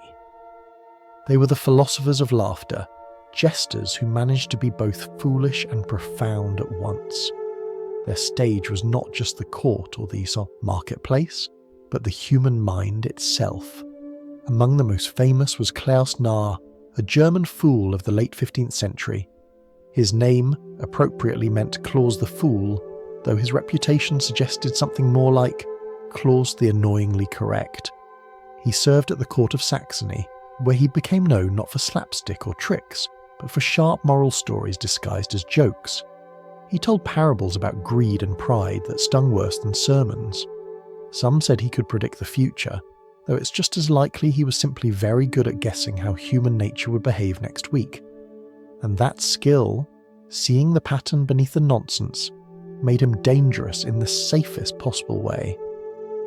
Klaus had a habit of answering serious questions with nonsense that turned out, annoyingly, to make sense later. When his duke asked him what truth was, Klaus supposedly replied, "The only thing that stops you tripping over lies." No one laughed at the time, but years later, when the same duke lost half his fortune to an untrustworthy ally, the quote suddenly became popular again. The fool's words, it turned out, were like seeds, planted with humour, growing into wisdom when no one was watching. This kind of fool wasn't just entertainment, he was a philosopher in disguise. He asked the questions no one else dared, and the laughter gave everyone permission to answer honestly. Klaus once remarked that people liked him only when he acted stupid, which he considered proof that the world was terrified of intelligence that smiled. It's difficult to disagree with him, even several centuries later. Other fools shared this deeper role. In Russia they were called holy fools, wanderers who pretended madness to expose hypocrisy. In France, they were satirists in velvet, whispering parables into the ears of kings. Across Europe, the fool became less of a clown and more of a conscience. He was the last reminder that wisdom without humility turns cruel, and authority without humour turns blind. Even the church, which once banned jesters from sacred grounds, eventually learned to use their methods. Preachers began to tell comic stories during sermons, realising that a little laughter, helped the truth slip past people's defences. The fool had infected theology itself in the best possible way. It was as if God, too, appreciated a good punchline. Klasnar's sayings survive not because they were recorded by scholars, but because people repeated them. They were simple, rhythmic, easy to remember. One favourite went, "He who will not laugh at himself leaves the work to his enemies." It is still valid advice in any century. He taught through paradox that folly could be a kind of wisdom, and that those who rejected laughter were the most foolish of all. There's a reason the fool became such a popular image in art and literature. Painters placed him near kings and saints alike, the only figure allowed to point and smirk at both. Writers turned him into symbols of truth, chaos, freedom, and conscience. In Shakespeare's plays, the fool is never truly foolish. He's the only one who sees the world as it is, not as it pretends to be. Every joke hides a philosophy. Every riddle hides a warning.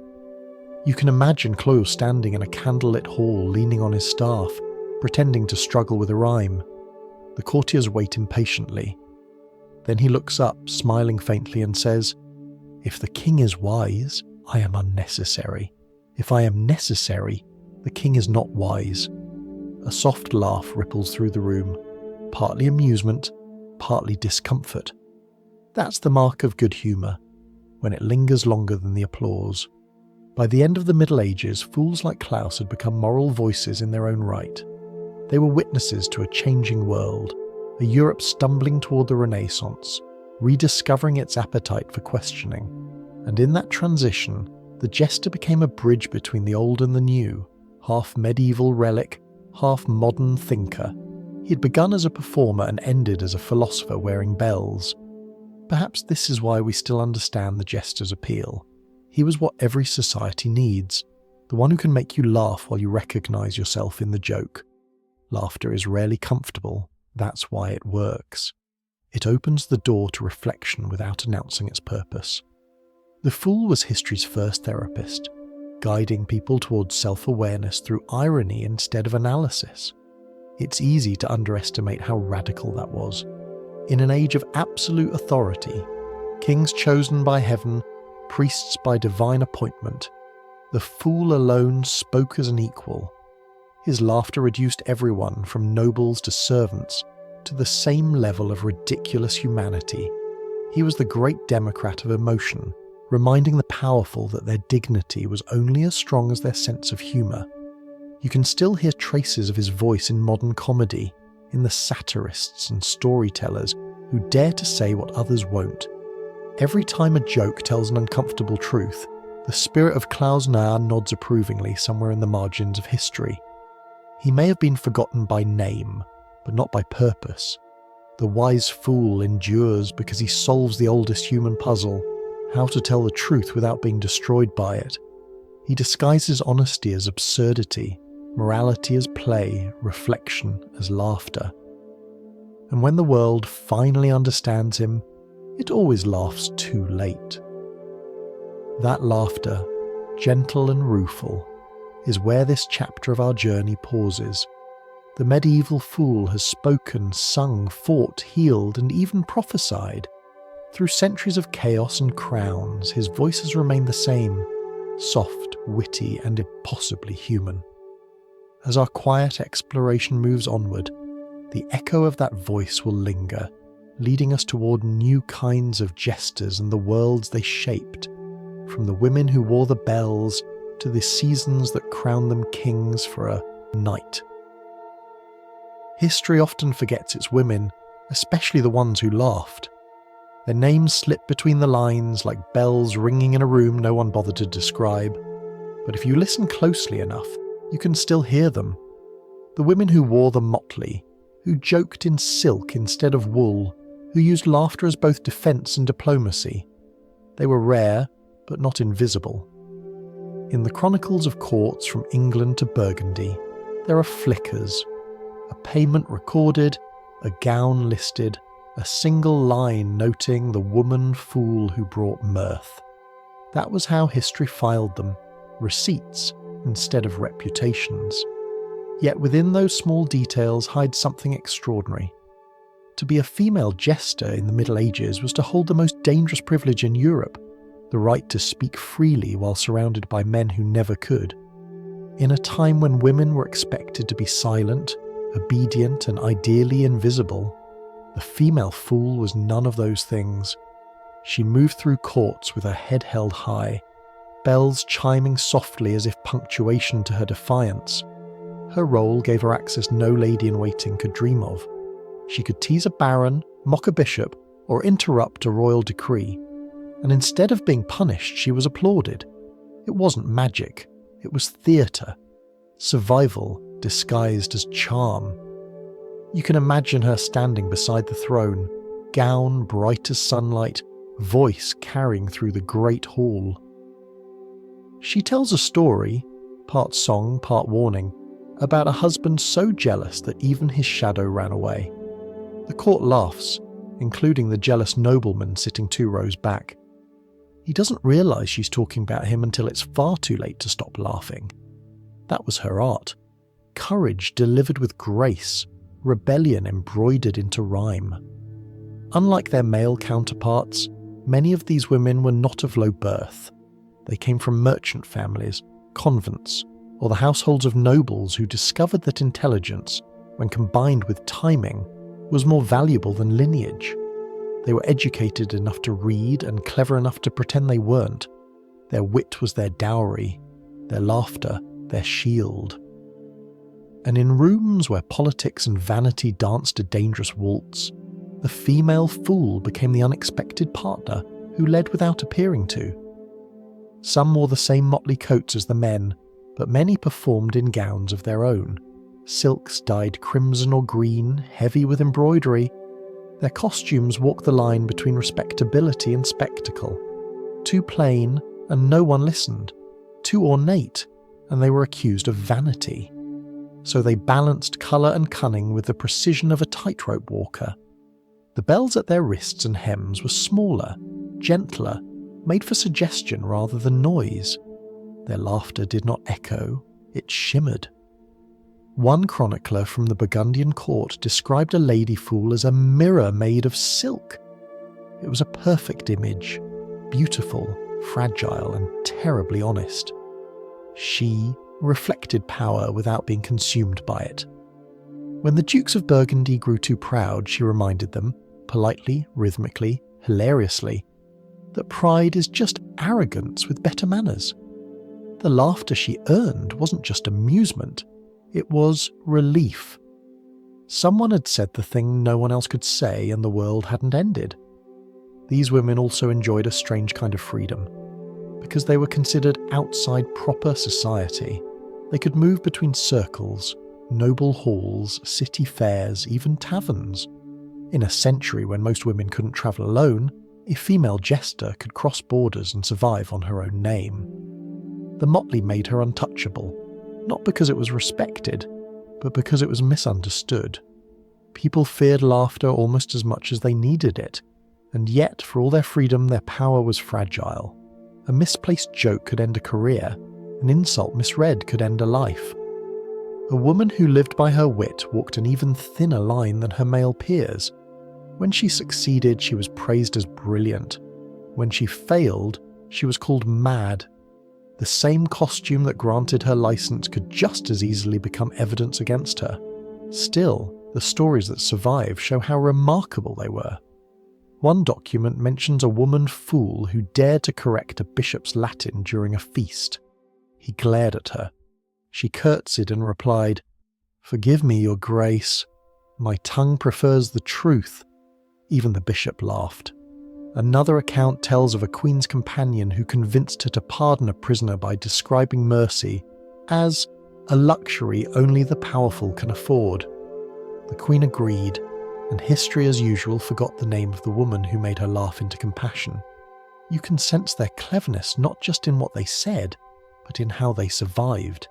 They practiced invisibility as performance, power as politeness. They never shouted, they smiled.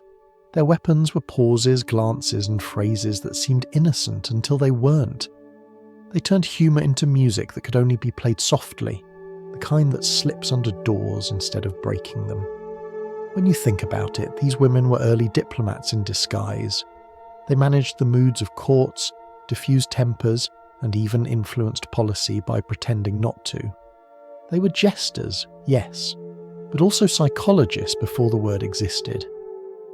Their laughter didn't just entertain, it instructed. They proved that wit could be as persuasive as beauty, and far more durable. It's comforting to imagine one of them at the end of a long winter feast, bells glinting in firelight, lifting her cup and saying something perfectly scandalous that no one could punish. The laughter would rise slowly, then spread through the hall like warmth through wine. For a few moments, everyone, king, knight, servant, would share the same simple joy of being human and ridiculous together. That was her true kingdom.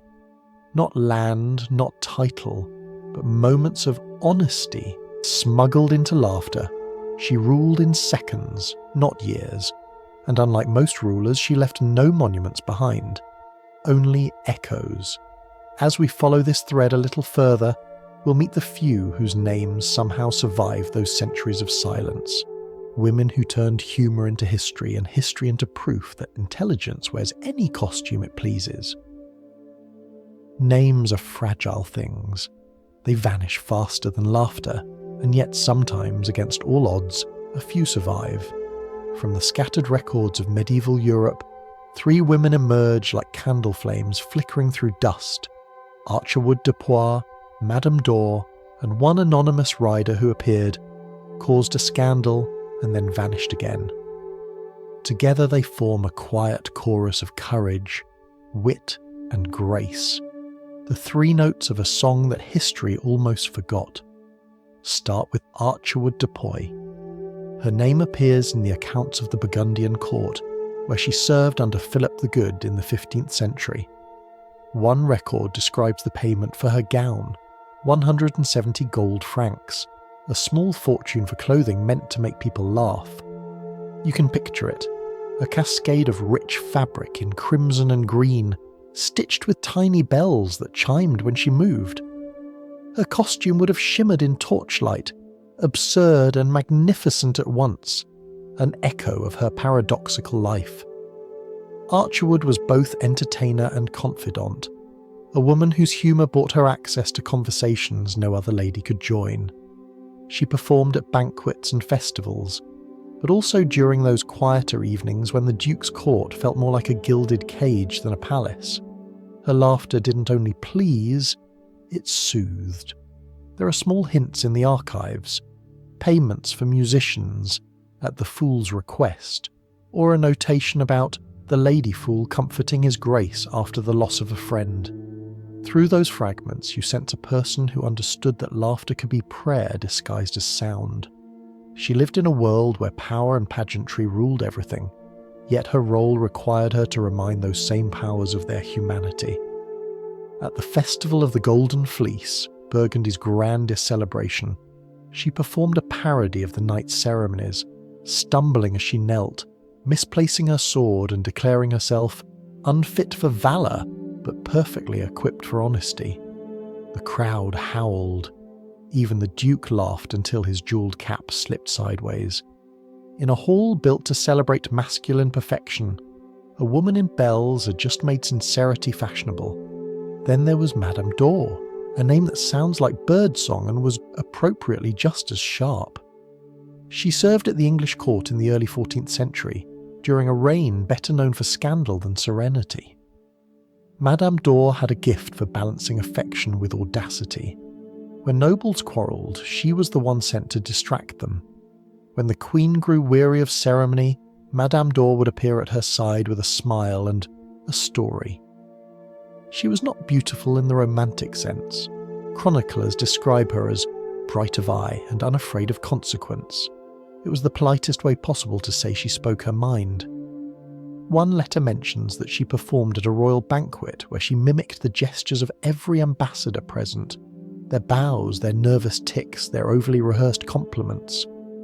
When she turned to the French envoy and said, This one speaks like he's translating himself. The king almost choked on his wine.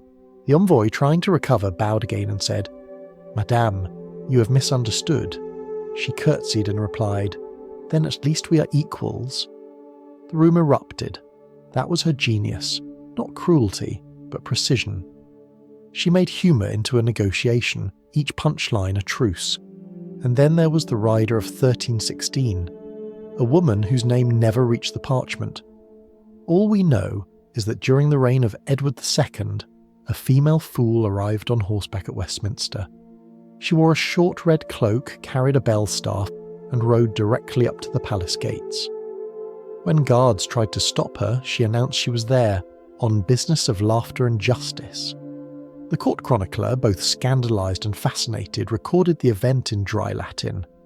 A woman, being of jest, presented a petition to the king, and no harm befell her.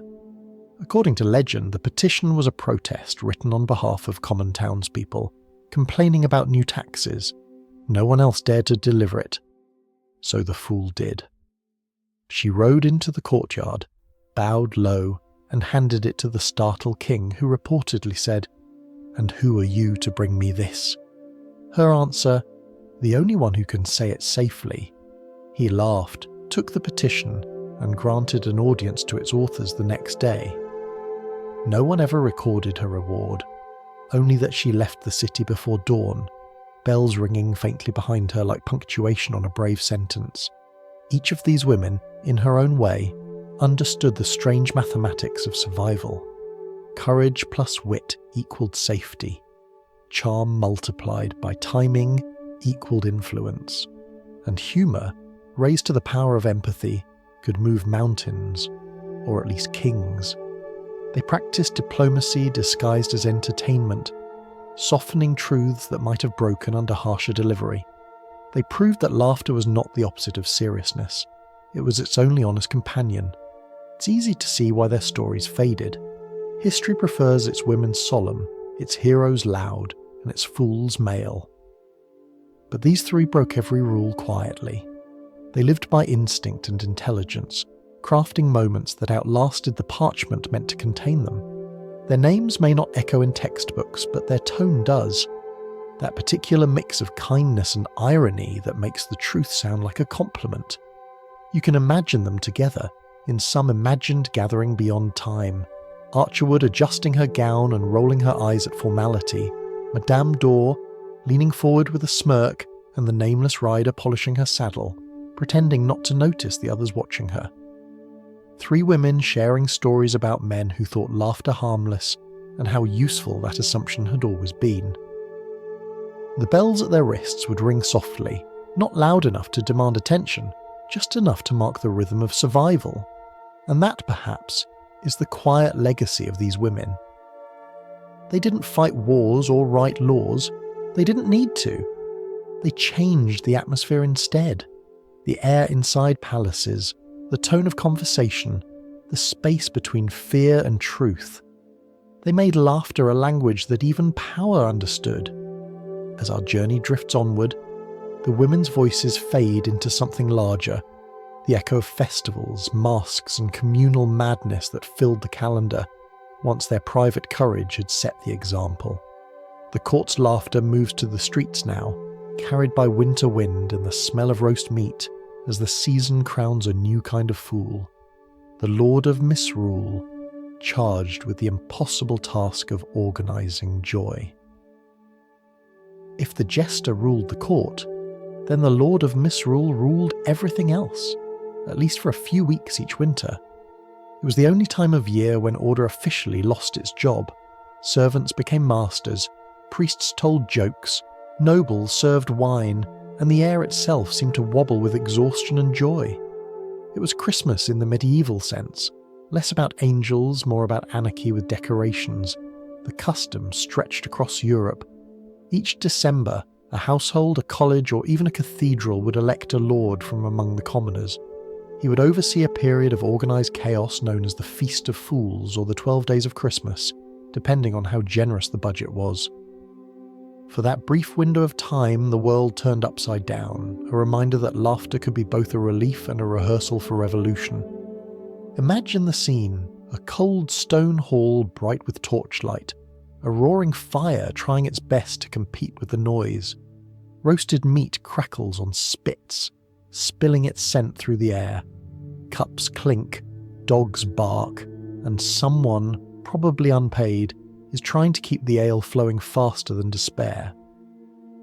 At the head of the long table sits the newly crowned Lord of Misrule, a man dressed in mock finery, maybe wearing the bishop's hat backward or a crown made of holly. His duties? To command joy, to mock authority, and to make sure no one went to bed too early. It sounds delightful. It was also exhausting. Being the Lord of Misrule meant managing the logistics of laughter for days on end, a job as demanding as any modern festival planner. He had to arrange dances, pranks, mock ceremonies, and processions, all while keeping the peace among people who'd been drinking since breakfast. In some accounts, he was given an official staff, not of office, but of survival, to keep balance as he stumbled through his reign of revelry. At Oxford and Cambridge, students took the custom especially seriously. They elected their own mock bishops and held feasts that terrified the faculty. One chronicler complained that scholars forgot their learning and made the cloisters ring with foolish songs, to which the students probably replied, exactly as planned. It was the one time a year when rebellion was not only tolerated but scheduled. Churches themselves sometimes joined in, though grudgingly. In cathedrals, choir boys would dress as clergy and perform parody masses where hymns were replaced with nonsense rhymes. The bishop's seat might be occupied by a child wearing a paper mitre and a smirk. For one afternoon, the sacred and the ridiculous shared the same pew. It scandalised moralists, delighted the congregation, and reminded everyone that holiness without humour quickly curdles into pride. In noble households, the festival took on grander form. The Lord of Misrule had attendants called Officers of Riot, whose official duty was to invent entertainment on command. They staged plays, arranged mock trials, and organised games where losing was often more fun than winning. A favourite was the trial of the cook, where the household chef was accused of crimes against flavour and sentenced to eat his own soup. The judge, naturally, was the Lord of Misrule, who accepted bribes in bread and laughter. Every corner of the hall was alive. Minstrels sang songs that had never seen a monastery, dancers slipped on spilled wine, and servants improvised verses that insulted their masters to thunderous applause.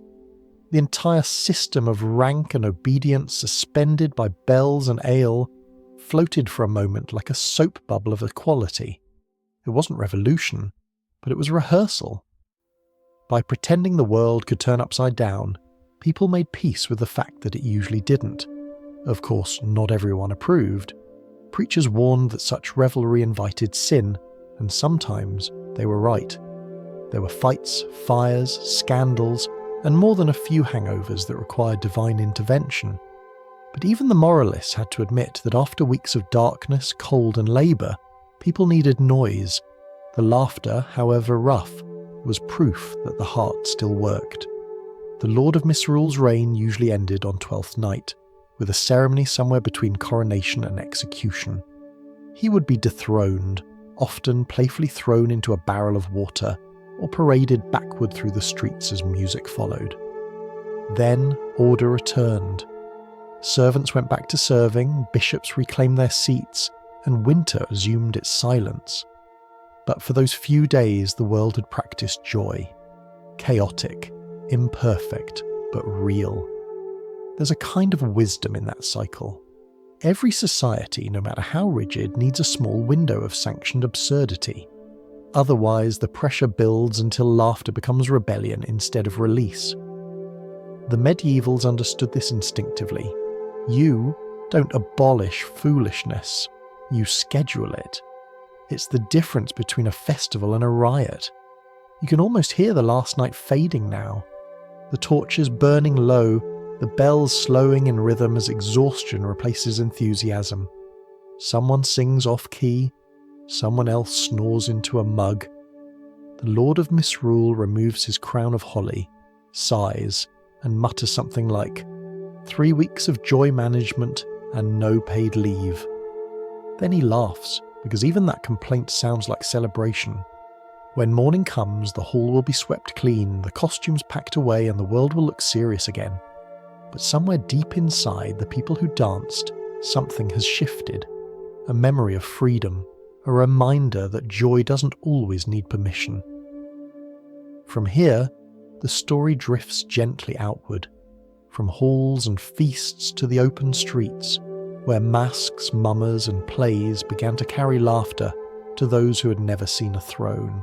The theatre was about to be born, and its cradle would be made of noise and nonsense. When winter tightened its grip, when the fields slept and work slowed to a crawl, the people of medieval Europe turned to performance to keep the dark at bay. They had no televisions, no cinemas, no electricity, only imagination, wine, and a collective willingness to make fools of themselves. Thus were born the mummers, the masked performers who wandered from village to village, bringing stories where light refused to travel. A mumming troupe was a kind of travelling miracle. They arrived uninvited, noisy, half-drunk, and completely indispensable. No one quite knew when they'd appear, only that they would, somewhere between Christmas and the Feast of Epiphany, when everyone was too cold to be solemn and too tired to be miserable. Their costumes were stitched from whatever scraps of fabric could be found. Old cloaks, straw hats, veils, soot, and feathers. They painted their faces with ash and wine lees, transforming themselves into something between human and ghost. Then, armed with wooden swords and homemade drums, they began the show. A typical mumming play was short, chaotic, and endlessly recycled. There were always a few essential characters: a hero, a villain, a fool, a doctor, and occasionally death himself. Someone would die, someone would bring them back, someone would dance while the others pretended to fight. It was part theatre, part ritual, and entirely irresistible. The story rarely mattered. What mattered was the sound, the laughter, the rhythm of feet, the momentary feeling that winter had forgotten to be cruel. It's easy to dismiss it as simple fun, but mumming was something deeper, a community teaching itself how to hope. Every performance told the same truth in different words, that death could be mocked, that renewal would come, that laughter was stronger than frost. The doctor's fake resurrections were not miracles, they were promises, spoken in rhythm to convince the world to keep turning. For peasants who lived with hunger and plague, that promise meant everything. The jesters of the courts had their velvet stages, the mummers had muddy streets, but their purpose was the same, to keep the world honest and awake. In many ways, the mummers were the jesters' children, born from the same instinct to turn fear into entertainment. The difference was that their audience wasn't kings or nobles. It was everyone. The laughter was communal, the kind that shook the chill from fingers and made strangers momentary friends. You can imagine it, a frozen village square, smoke rising from chimneys, and a small crowd gathering as the first drumbeat echoes. Children cluster near the front, breath misting in the air.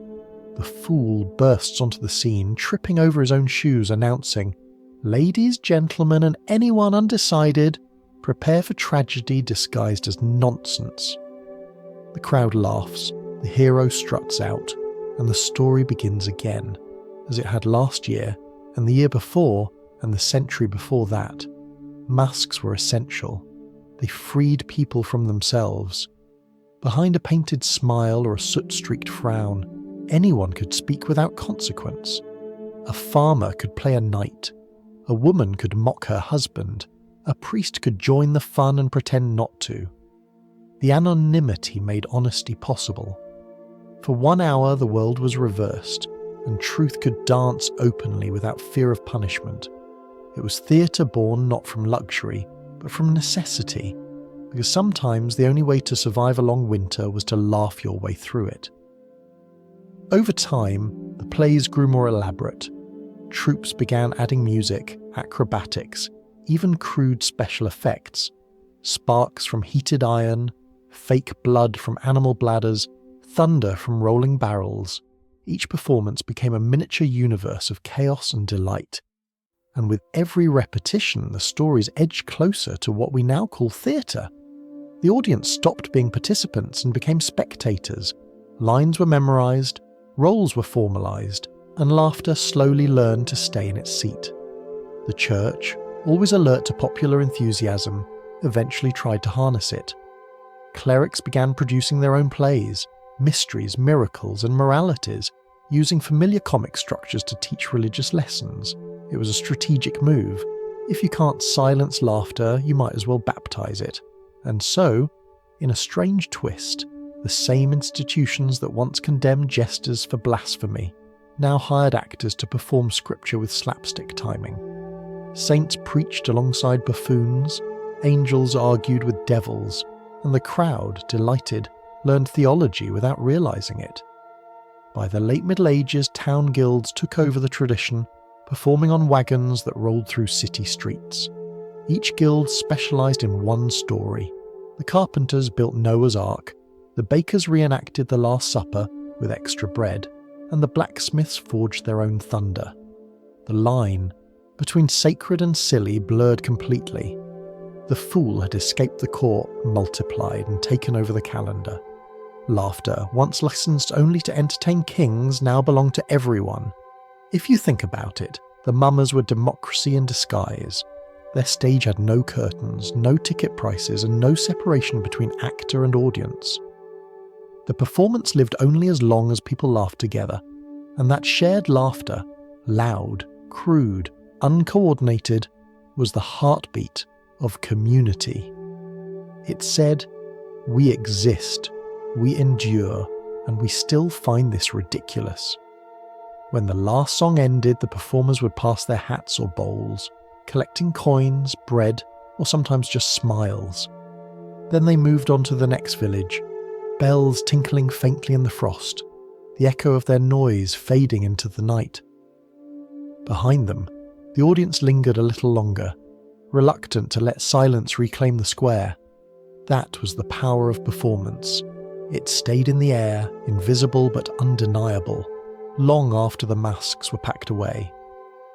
And though no one in those crowds knew it, they were witnessing the birth of theatre.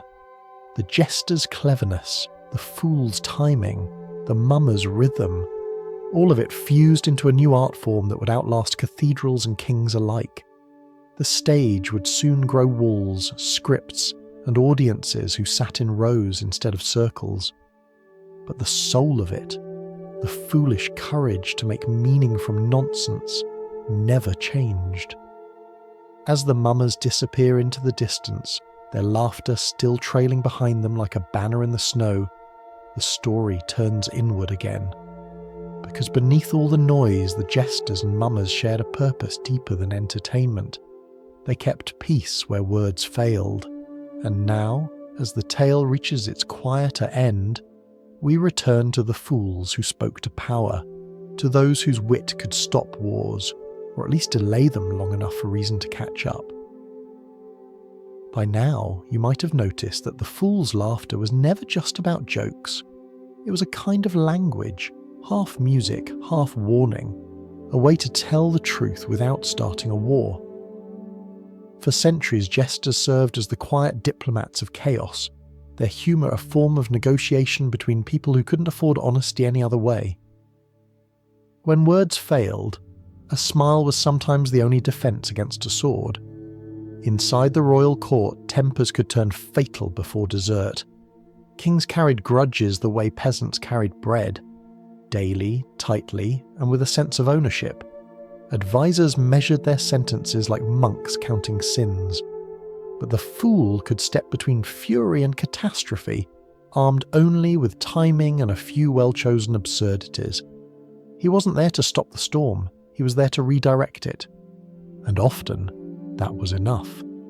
There's a story about a jester in the service of Edward IV of England. The king, in a fit of rage, declared he would have a noble executed for disagreeing with him. The fool, seeing the danger, dropped to his knees and begged to be killed instead. When the king demanded to know why, the fool replied, because if one head must fall, let it be the one least missed." The court froze. The king stared, then laughed, the tension melting faster than candle wax. The noble lived. The fool's humour had done what no army could, disarmed a monarch without spilling blood. Another legend comes from Denmark, where a jester named Klaus was known to calm his king's darker moods. Whenever the ruler grew paranoid about betrayal, Klaus would enter the chamber dragging a wooden chest. He'd announce, "I bring the truth, your majesty, but it's heavy today." Then he'd open the lid to reveal a mirror. The king, forced to face his own reflection, always laughed. It was the most delicate kind of diplomacy, one that relied entirely on courage disguised as foolishness. The fool's gift wasn't that he spoke freely, but that he understood when freedom became permission. He could tell the same truth everyone else feared, but he wrapped it in laughter until it was safe to touch. You could say he practiced a form of emotional translation, turning anger into irony, humiliation into humour, and pride into perspective. He didn't remove pain, he rearranged it into something survivable. Many jesters also served as informal envoys, sent between rival courts when communication grew too dangerous for anyone serious. Who better to deliver a message than the man no one took seriously? A fool could walk into an enemy hall carrying jokes and letters in the same bag, performing a dance while quietly assessing how much the other side was willing to forgive. When tension was too high for swords, humour became the weapon of last resort. One French fool, working under King Francis I, was famous for his ability to deliver bad news in a way that left everyone laughing. When the king lost a battle, the fool entered the hall wearing a pot on his head saying, "Your Majesty, I thought to bring your helmet back before someone else uses it." The court groaned, then laughed, and by the time the joke landed, the disaster had already been softened. A nation had been gently guided from despair into acceptance, one punchline at a time. Of course, the fool's diplomacy wasn't always political. Sometimes it was personal. In a world without therapists, he was the one person a ruler could confess to without fear. He knew secrets even the priest didn't hear. He understood which advisors the king distrusted, which memories haunted him at night, which regrets wore crowns heavier than gold. In that sense, the fool wasn't just a performer, he was a caretaker of conscience. He kept the human side of power alive. It's worth remembering that the jester's laughter was often strategic. When he made a cruel man laugh, he wasn't flattering him, he was delaying him. Every joke bought time, time for reason, time for mercy, time for the world to breathe. If laughter could stretch one violent heartbeat into two thoughtful ones, it was victory. Not the kind sung about in epic poems, but the kind whispered about by servants long after the feast had ended. Sometimes, the fool even spoke for those who couldn't speak for themselves. In the courts of Poland and Hungary, fools were known to plead for peasants, sneaking petitions into stories about stubborn kings or lazy angels. A noble might laugh at the tale, only to realise later that it described his own injustice. The fool's audience thought they were being entertained. In truth, they were being educated, gently, rhythmically, and without ever noticing. There's something quietly beautiful in that. While armies shouted and priests preached, the fool simply joked and changed minds more effectively than either. He understood the paradox of influence. The less you demand it, the more you possess. Power dressed in humility travels further than command. That's why fools lasted so long, in places where philosophers were exiled and prophets burned. They were harmless enough to be tolerated, honest enough to be trusted, and clever enough to know the difference. You can imagine one now, leaning casually beside the throne, bells trembling as he tilts his head. The room holds its breath. He says something light, something that sounds like nonsense, and the mood shifts almost imperceptibly. Someone laughs, someone exhales, and in that small, unremarkable moment, peace has been negotiated again, not on parchment, but in sound. Perhaps that's the real legacy of the fool. He didn't write treaties or carve monuments. He didn't need to. His work existed only in the instant it was needed, the split second when humour interrupted hatred. Every saved life, every delayed war, every softened heart began with a sound so small it barely counted as language. A laugh. From here, as our journey nears its end, the laughter begins to fade from the courts. The bells will grow quiet, replaced by the measured applause of theatres and the careful lines of printed satire. The fool, whose words once kept peace and sanity alive, will slowly step off the stage, his motley traded for costumes and scripts. But before he goes, he leaves one final question behind. What happens to a world when it no longer has room for honest laughter? Every story about laughter eventually grows quiet. The bells fade, the torches burn low, and the motley turns back into cloth. By the time the 16th century dawned, the fool was no longer the strange heartbeat of the court. He was becoming something else, a memory, a metaphor, and eventually an actor playing a fool on a stage that no longer needed real ones.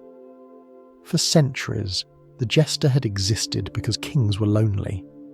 They ruled surrounded by flattery, trapped in ceremony, desperate for a voice that sounded human.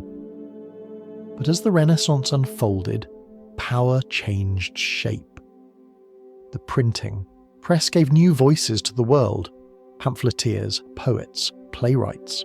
Truth no longer needed to hide behind a grin. It could hide behind ink instead. And once words could travel on paper, the fool's monopoly on honesty was over. In England, the court of Elizabeth I still kept jesters for a while. Men like Richard Tarleton, whose quick wit could make the Queen laugh between matters of state. But even Tarleton noticed that something had shifted. He performed not beside the throne, but in the playhouses that were beginning to bloom along the Thames. The laughter that had once belonged to palaces now belonged to crowds. The jester had left the royal table and taken a job with the public. It was both freedom and extinction. The new stage loved the fool's image. Shakespeare filled his plays with them, but they were no longer dangerous. They were characters now, controlled, contained, and, most importantly, fictional. The fool's words were still wise, but someone else was writing them. Their spontaneity, that wild, impossible art of saying the unsayable, had been replaced by rehearsed cleverness. You could applaud the truth now, but you didn't have to hear it directly. Across Europe, court jesters began to vanish from records. Some retired quietly, others became advisors, poets, or actors themselves. A few stubborn ones wandered into obscurity, performing in marketplaces for coins instead of kings, and some, sensing the world changing faster than laughter could keep up, simply disappeared into legend. The profession that had once held the power to calm monarchs, deliver peace, and remind empires to be human had done its job too well. It had taught the world to joke for itself. In the new age, everyone wanted to be witty, but no one wanted the risk. The fool had always lived dangerously. His truth depended on timing, and timing depended on courage. But satire printed on a page was safer. You could read it, smile privately, and deny understanding it later if questioned. Paper didn't bleed when it offended someone. People did. And so, little by little, humour traded danger for distance. The Renaissance valued reason and order. It painted ceilings, built palaces, measured stars. There was little room left for bells and bladders. In the courts of France, fools were replaced by philosophers. In England, by playwrights. In Spain, by poets. Each new artist carried a fragment of the fool's inheritance, but without the license that made it extraordinary. What had once been spontaneous became staged, and the sound of laughter began to echo from behind curtains instead of beside thrones. You can imagine one of the last fools, perhaps an old man, his motley faded, sitting by a window as the new courtiers talk of science and empire. He listens to them debate logic and beauty, sipping his ale quietly. Someone asks him what he thinks. He smiles and says, "It's strange. You've learned how the world moves, but you've forgotten how to make it laugh." They nod politely, not realizing that was the last piece of honest advice they would get for a century. Even when the fool vanished, his shape remained. He became the clown, the comedian, the satirist, the writer of political cartoons. His costume changed, but his job stayed the same, to speak truth disguised as nonsense. Every age has its version. Sometimes they perform in theatres, sometimes on stages made of screens, sometimes in whispers between friends who still understand irony. But none of them are quite as fearless as the original. Because the jester's privilege came from proximity to danger, and modern life prefers its laughter at a safer distance. The irony, of course, is that his disappearance was a kind of success. He'd done what he was meant to do, spread the art of survival through humour until everyone had a share in it. When entire societies learn to laugh at themselves, the fool becomes unnecessary. That was the quiet triumph behind his extinction. A world that no longer needed permission to find itself ridiculous. Still, there's something a little sad about it. You can almost hear the silence that followed, the missing jingle of bells in places that had grown too serious again. Even today, when we see the fool painted on an old tapestry or carved in stone on the corner of a cathedral, we smile without knowing why. It's as if the image itself remembers a time when honesty sounded like laughter. And maybe that's the lesson he left behind, that humour is not decoration, it's oxygen. It keeps words alive when truth becomes too heavy to hold. It's the reason we tell stories, make jokes, and find comfort in absurdity. Because laughter, at its gentlest, says the same thing the fool always did, that everything, no matter how powerful or terrible, is still human. So the motley faded, the bells rusted, but the idea, that dangerous, forgiving, glorious idea, survived. It lives in every conversation that begins with a grin and ends with understanding. It's in the sigh after the laugh, when people realise the joke wasn't cruel but true. It's in the voice that softens anger with irony, that remembers kindness is sometimes best spoken sideways. And so, as the curtain falls on this long, quiet story of fools and laughter, you can imagine the last jester leaving the hall, his steps slow, his bells faint, the corners of his mouth still curved into something halfway between exhaustion and joy. He doesn't bow, he doesn't wave. He just turns once, glances back at the throne and says softly, "Try not to forget to laugh." Then he's gone, leaving only echoes, the sound of courage disguised as comedy, of wisdom wrapped in warmth, of history that learned to breathe through a smile, and that somehow is how it all made sense back then. If you're still awake, congratulations, you've survived another century. If you're asleep, even better, you've escaped it, entirely. Either way, thank you for listening. The bells are quieter now, but the laughter, if you listen closely, is still ringing somewhere just beyond the dark.